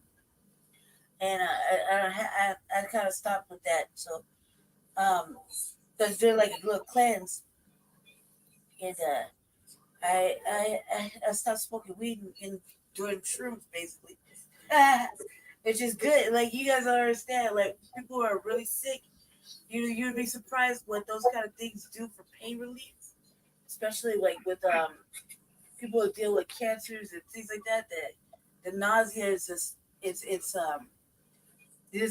I can't throw up just anywhere, but I don't like that feeling. And so I've been eating these chips out of Walmart, right? They're just regular motherfucking Walmart brand chips, regular Walmart brand chips, and Yeah, store brand. But great it was value or whatever. Yeah. yeah, I think it was they're like the cheddar cheese ones. My brother's been trying a couple of different sizes. Yeah, they're like Ruffles, but like cheddar cheese, I think it was, whatever. Either way, he's been trying these different flavors off and on whenever he's home, for me to try, so I don't be getting like really sick.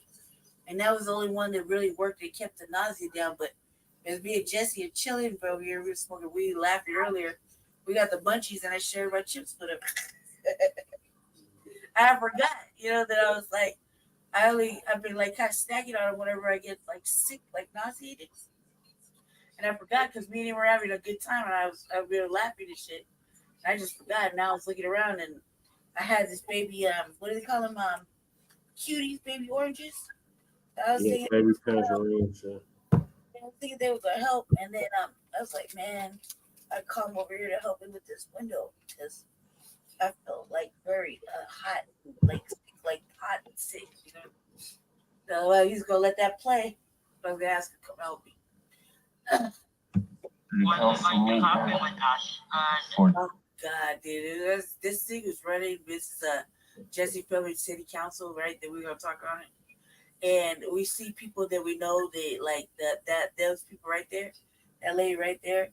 And all I can think about in my mind is the first time I asked Jesse, I said, is it me or that once I got housed was this broad showing how racist she really was?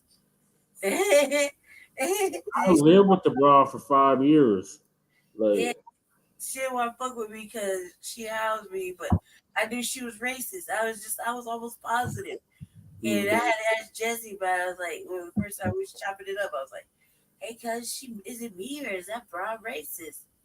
And he's like, bitch is racist. I was like, I knew it.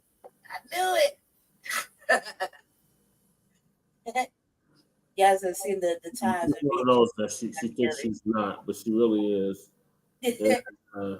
When me and Jesse got together, everything, it was like bonding. It was like, that's racist like a mother. He's, yep. And he saying some shit. I'm like, yeah, you ain't lying. That is racist. This is the one that Pops calls Scarecrow, and Pops Chairman Sekou, he calls her Scarecrow. That brought, I don't know what it is. It's a trip. She's a trip, to say the least. She's a trip. She a trip, and I felt like she did. Not only was they trying to tokenize some shit this behind the scenes, but the thing is, like, they really don't give a fuck about what we gotta say now, and they should, considering all the work we put in. Right. Even me being unhoused, I put in a lot of effort with them. Mm-hmm. A lot of fucking effort. January 22nd, 2024. What are you going to do with all that people? So that's the migrants speaking. Son, me and Lady Shay have to speak, so everybody saying not so cool, you're going to dead or whatever. We're still here. We're not dead.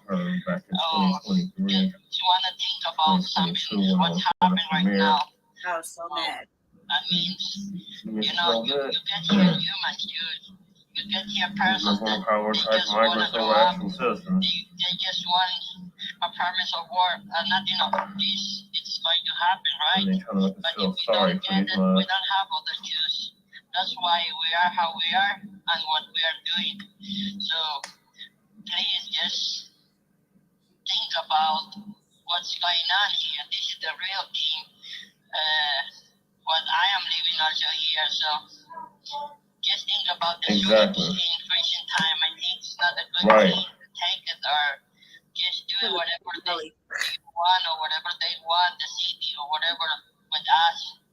Look like Jerry there. I think we are humans, right? So you think a little bit about that. I think that's Jerry behind her. People who will come out also. The question is what the city is going to do with all that. Talking Lady Shay in the video. Right. Going to just sweep them again and again and again.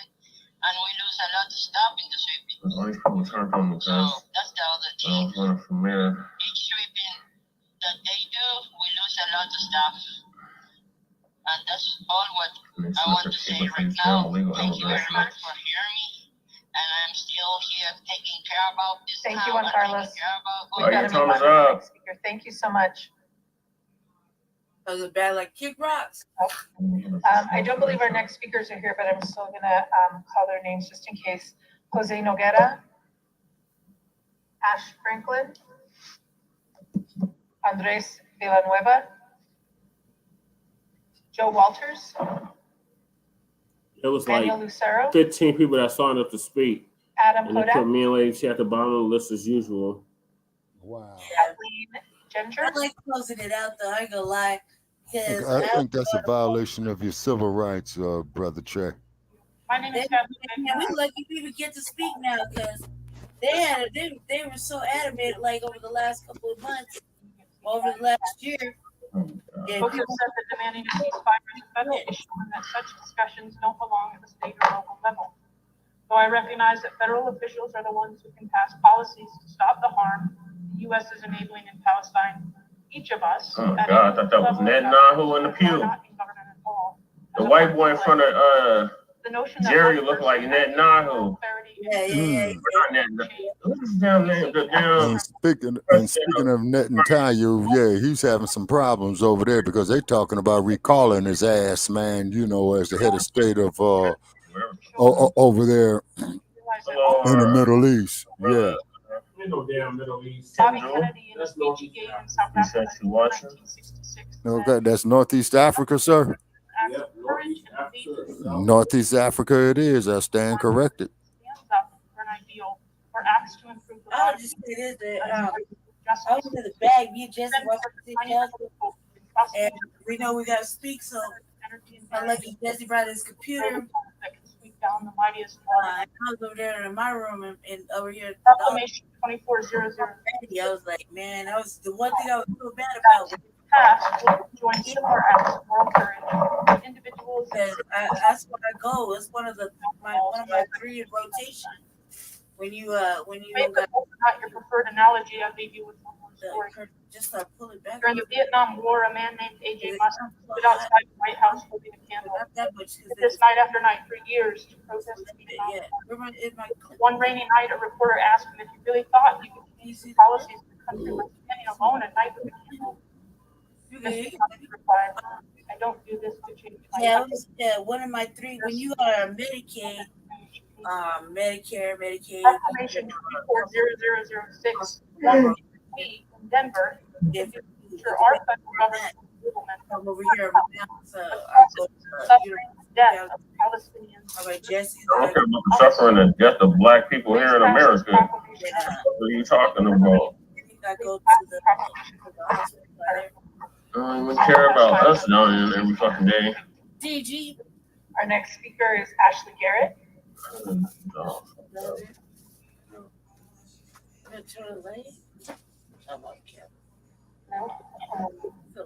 the people need to stand together for unity, not in a literal sense, but in mind and in heart, in order to change the system and the way I know. we have Face palm, exactly. Talk about migrant issue. Jesse was just telling me earlier that he typed in a little sentence and it has to do with migrants or whatever, but our system got to talk about, and they just delete half the message. There doesn't need to be money coming in between the well-being of our people. Our system needs to give people what we need. That way we can work for what we want. That's a system of justice. If you guys want to see something so incredibly, I don't know where it went. a world of destruction, and that is what needs to happen. And I don't know how else to do this. I don't feel like my 10 minutes of work. I'm coming here and I'm angry a lot because I don't want to work for a system that allows this kind of treatment that will send weapons and things to partake in these wars. I mean, that's something new. Everything else across the seas and for those things and stuff, why not send homes and people who want to help build these people who have never had running water that while we give the people here that are here what they need. Yeah, we need to do something for people here, not over there. Exactly. Take care of people here. Because we pay taxes here. People over there. all of the world, because that is what this is. I'm like, if you guys agree, then we should maybe put a time for a prayer Oh my of all the God. leaders of the world, of any church, whatever you believe in. If you want to just put some good vibes. Yeah, I'll pass on all of that. I mean, that's right now with this fucking situation. Because we can't get the resources, man. Not only that, but we couldn't get help, period. And it shouldn't have to take more than us to fucking make shit happen. Our next speaker signed up was Vincent Groton. I don't see him in chambers. Our council out. Kayla, Great House. This is all asking about reparations, baby.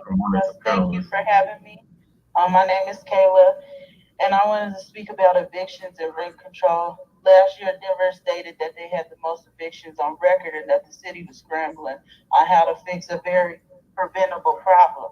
But the problem can be prevented because there's rental assistance available, but there's too many loopholes for us to jump through. Like, for instance, you need either a 10-day demand or a court summons to get assistance. Yeah, that's And even though I know that's an internal policy and it's not a city of Denver policy, I feel that y'all should institute some type of requirement that be overridden, because you have cases of unemployment, you know, where people can prove that, but they still have to wait because they're not. I want to blame this homeless If they homeless, they can withhold your 10-day notice, and they can withhold your court summons, and then you get tired of waiting.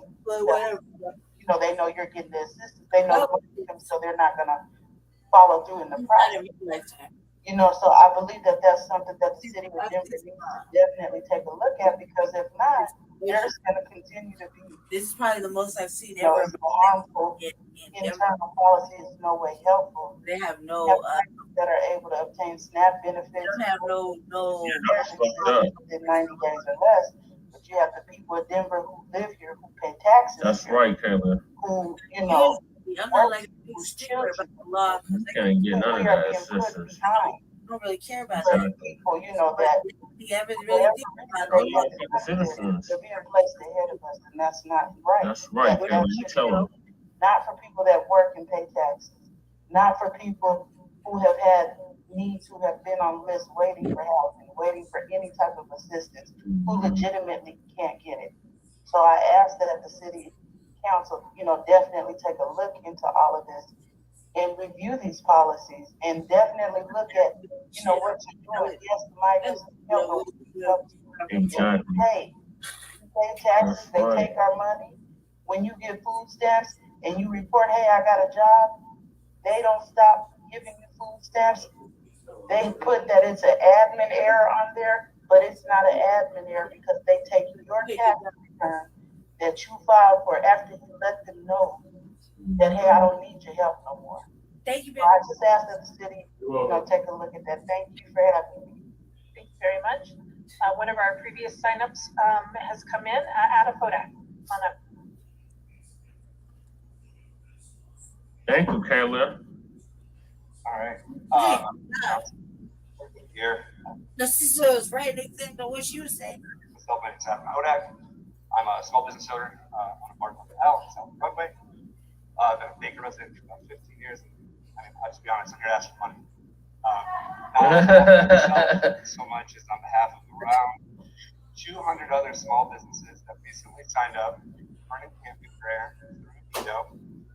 I've read about this in the paper. It's like a little over 300 businesses throughout the city of Denver signed up. Metro.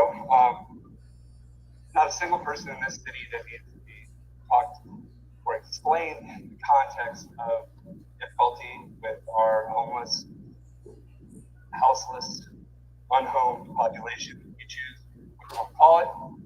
Reality is it's affected every single person in this city.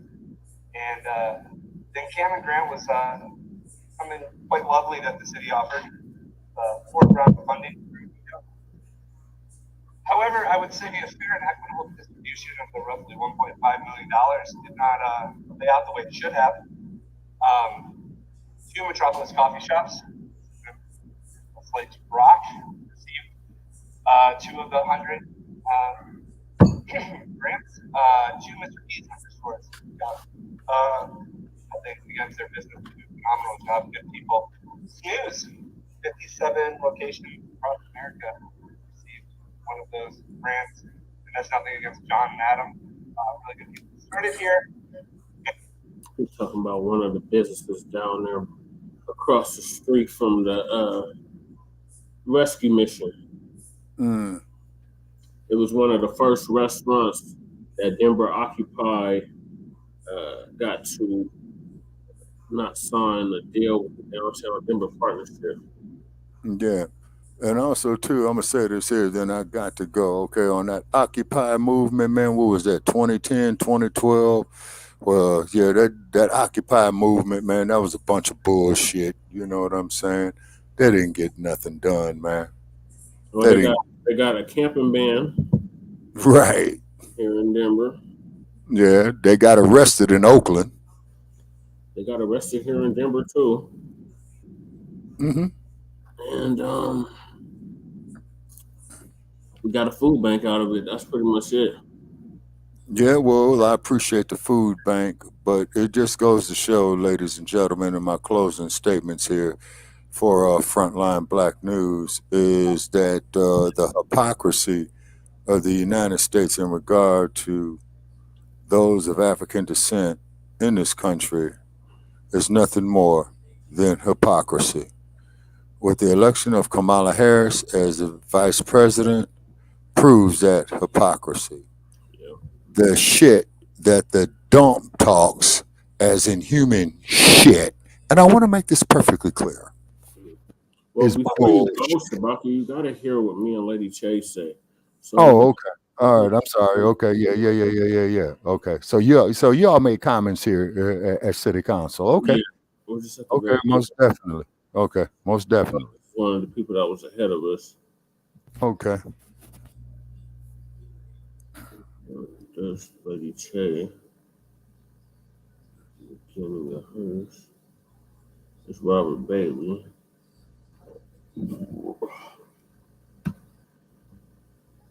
Lady Chase right after him. Okay. Progress. Most of the previous speakers were absolutely 150% correct. When we talk about being benign, neglected, especially in the Black community,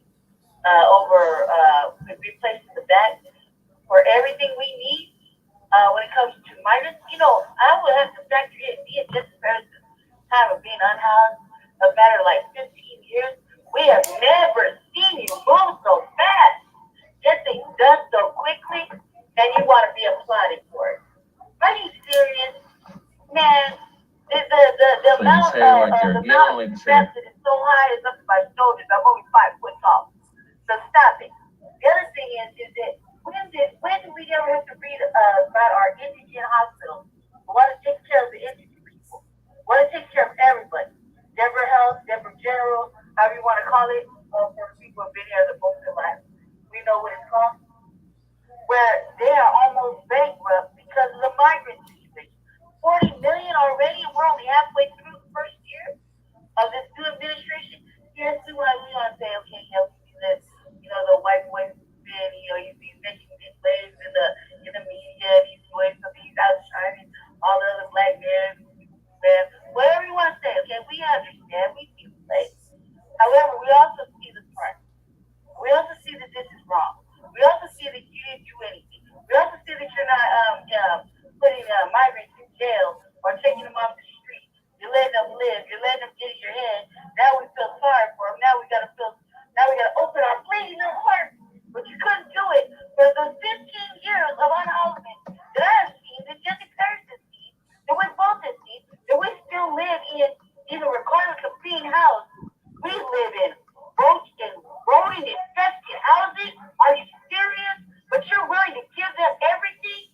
You won't even let us work. And we're citizens for the soil, like American citizens. Can't even get a job. But if you're going to let them get a job, you're going to give them all the privileges when we are denied resident citizens born in the United States.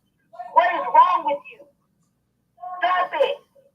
It's not funny. It's not appreciated. We don't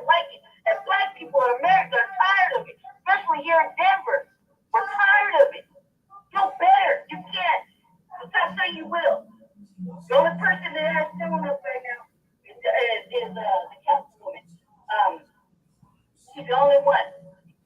The only one. Other than that, no. Thank you very much. Our next speaker joining us on Zoom is Jessica Harris. Yes, good evening, members of council, Lady those Che, give watching them at that home, word. those in the council chambers. My name is Jessica Sean Parrish, and I represent for Black Star Action Movement for Self-Defense, Positive Action Commitment for Social Change, as well as the Unity Party of Colorado, the Northeast Residents Council or Northeast Residents Coalition, whichever name you gave the proclamation to in the last year for Lamone and others. And I am representing for Frontline Black News, the Revolutionary Agenda, Shabaka's Black Experience Enhanced, and I reside at the Roach Bedbug and Mice Infested, CCH-owned Fusion Studios in Chantel Lewis's district of District 8. That is the councilwoman that Brandy Majors was referring to earlier. I agree with majority of the previous speakers, especially Lady Che, Brandy, and Sister Tracy. You are literally prioritizing non-citizens, no matter what terminology you want to use to describe them, like a previous speaker said about our unhoused neighbors, which, by the way, is still my term. I'm the one that came up with that term, when y'all kept saying, you know, we can do better, and Initiative 300 wasn't the answer, and we can do better. Well, it's been 5 years. We're still not doing better. We're doing worse, but we're doing better for non-citizens. We are prioritizing people that aren't even citizens, that didn't even vote y'all into office, didn't even pay the tax dollars for any other stuff that's being funded, but they take priority over American citizens. But this is what voting blue, no matter who gets you. We tried to warn you. Y'all thought it was a joke. I thought it was a game. Y'all laughed at me, said my whole campaign was a joke because I wanted to prioritize Black citizens, you know, the people that built this country, the people that the sweat equity, the gross domestic product was generated off of for centuries. Right. Prioritize them, but that was a joke. That was laughed at. I was the only candidate that ran that not only had a Black first agenda, but was not in support of the sanctuary city statuses. But again, that was a joke. That was laughed at. Y'all put $15 million up against me. That's right. Rub their nose in it. Beautiful. The actual citizens of the city are losing. We are not being prioritized. Our needs are not being met. We are definitely being put at the back burner, no matter what color we are. If you're an American citizen, you are not being prioritized under these democratic authoritarian regimes. So don't get voters remorse now and stop patting yourselves on the back, city. Y'all didn't do nothing. Like Bernie Major said, y'all had 15 years to get this under control. And now all of a sudden now we have illegal immigrants flooding into the city. Now we got to do something. Thank you very much. Miss me with and that that. concludes our general public comment session. If we didn't get to you, That was beautiful. And that's why that raggedy ass heifer up there wanted to shut you down so quick. Oh, yeah. That was excellent. That was beautiful. You see what I'm saying? That was beautiful, Brother Che. And I want to be just like you when I grow up. You know, I have a good mind. Well, I might need somebody with me in case they arrest my ass if I go address the LA City Council. I might need medical attention if I go address the Oakland City Council because I will tell them the same fucking thing. You brought them face to face with their hypocrisy. That's why they didn't like it. That's why they shut you down. You put egg in their face. You took a pie, Brother Che, of truth, and you smashed them right in their lying ass faces. Yep. And boy, and them damn politicians up there talking out of both cracks of their ass. They don't like you when we get up there, and that's the same thing. Well, see, Lady Che, as Brother Malcolm had said, that any time that you speak against what is the popular version of truth, you're always going to be hated. You're always going to be shut down with the Jeff Farts, the Joe Gibsons, the Piankis. You see what I'm saying? Other idiot that I was talking to on another podcast earlier this afternoon. This is my podcast about it. You disrespecting my podcast. How the fuck is truth disrespecting you? Right on, twin. Yeah, selling, yeah, selling flowers. Yeah, yeah, twin pyramid. Yes, sir. And that's putting it mildly. And Andrew Blankenship of Black Power, always, yes, sir. And also, too, folks, please check out Shabaka's Black Experience Enhanced tomorrow night on Tuesday. Call in at 516-418-5996. And Shabaka's Black Experience Enhanced is a division of Frontline Black News. So they fucking with us, okay? We're going to try to make it work. And then, Brother Paris, I'm going to give you a call, at your convenience, man. To get us both off in the studio. I think you would have to do it off of your end, and we speak against the popular version of what is truth, because the popular version of what is truth is two words: bullshit. Okay. You got these illegal motherfuckers right up here fucking up the damn economy and shit. Oh, well, they're in search of the American dream. You sound like Ben Carson taking his own medication. Stones, we used to call them in the late 60s, where you stumbling around and your mind is all fucked up. Fortunately, the state of California, with its wicked ass, prevents a motherfucker like Ben Carson from writing his own prescription. So he's going to his homeboy, hey, man, you write my prescription, homie, and I write yours. Yeah. You know what I'm saying? Yeah, the hypocrisy is real.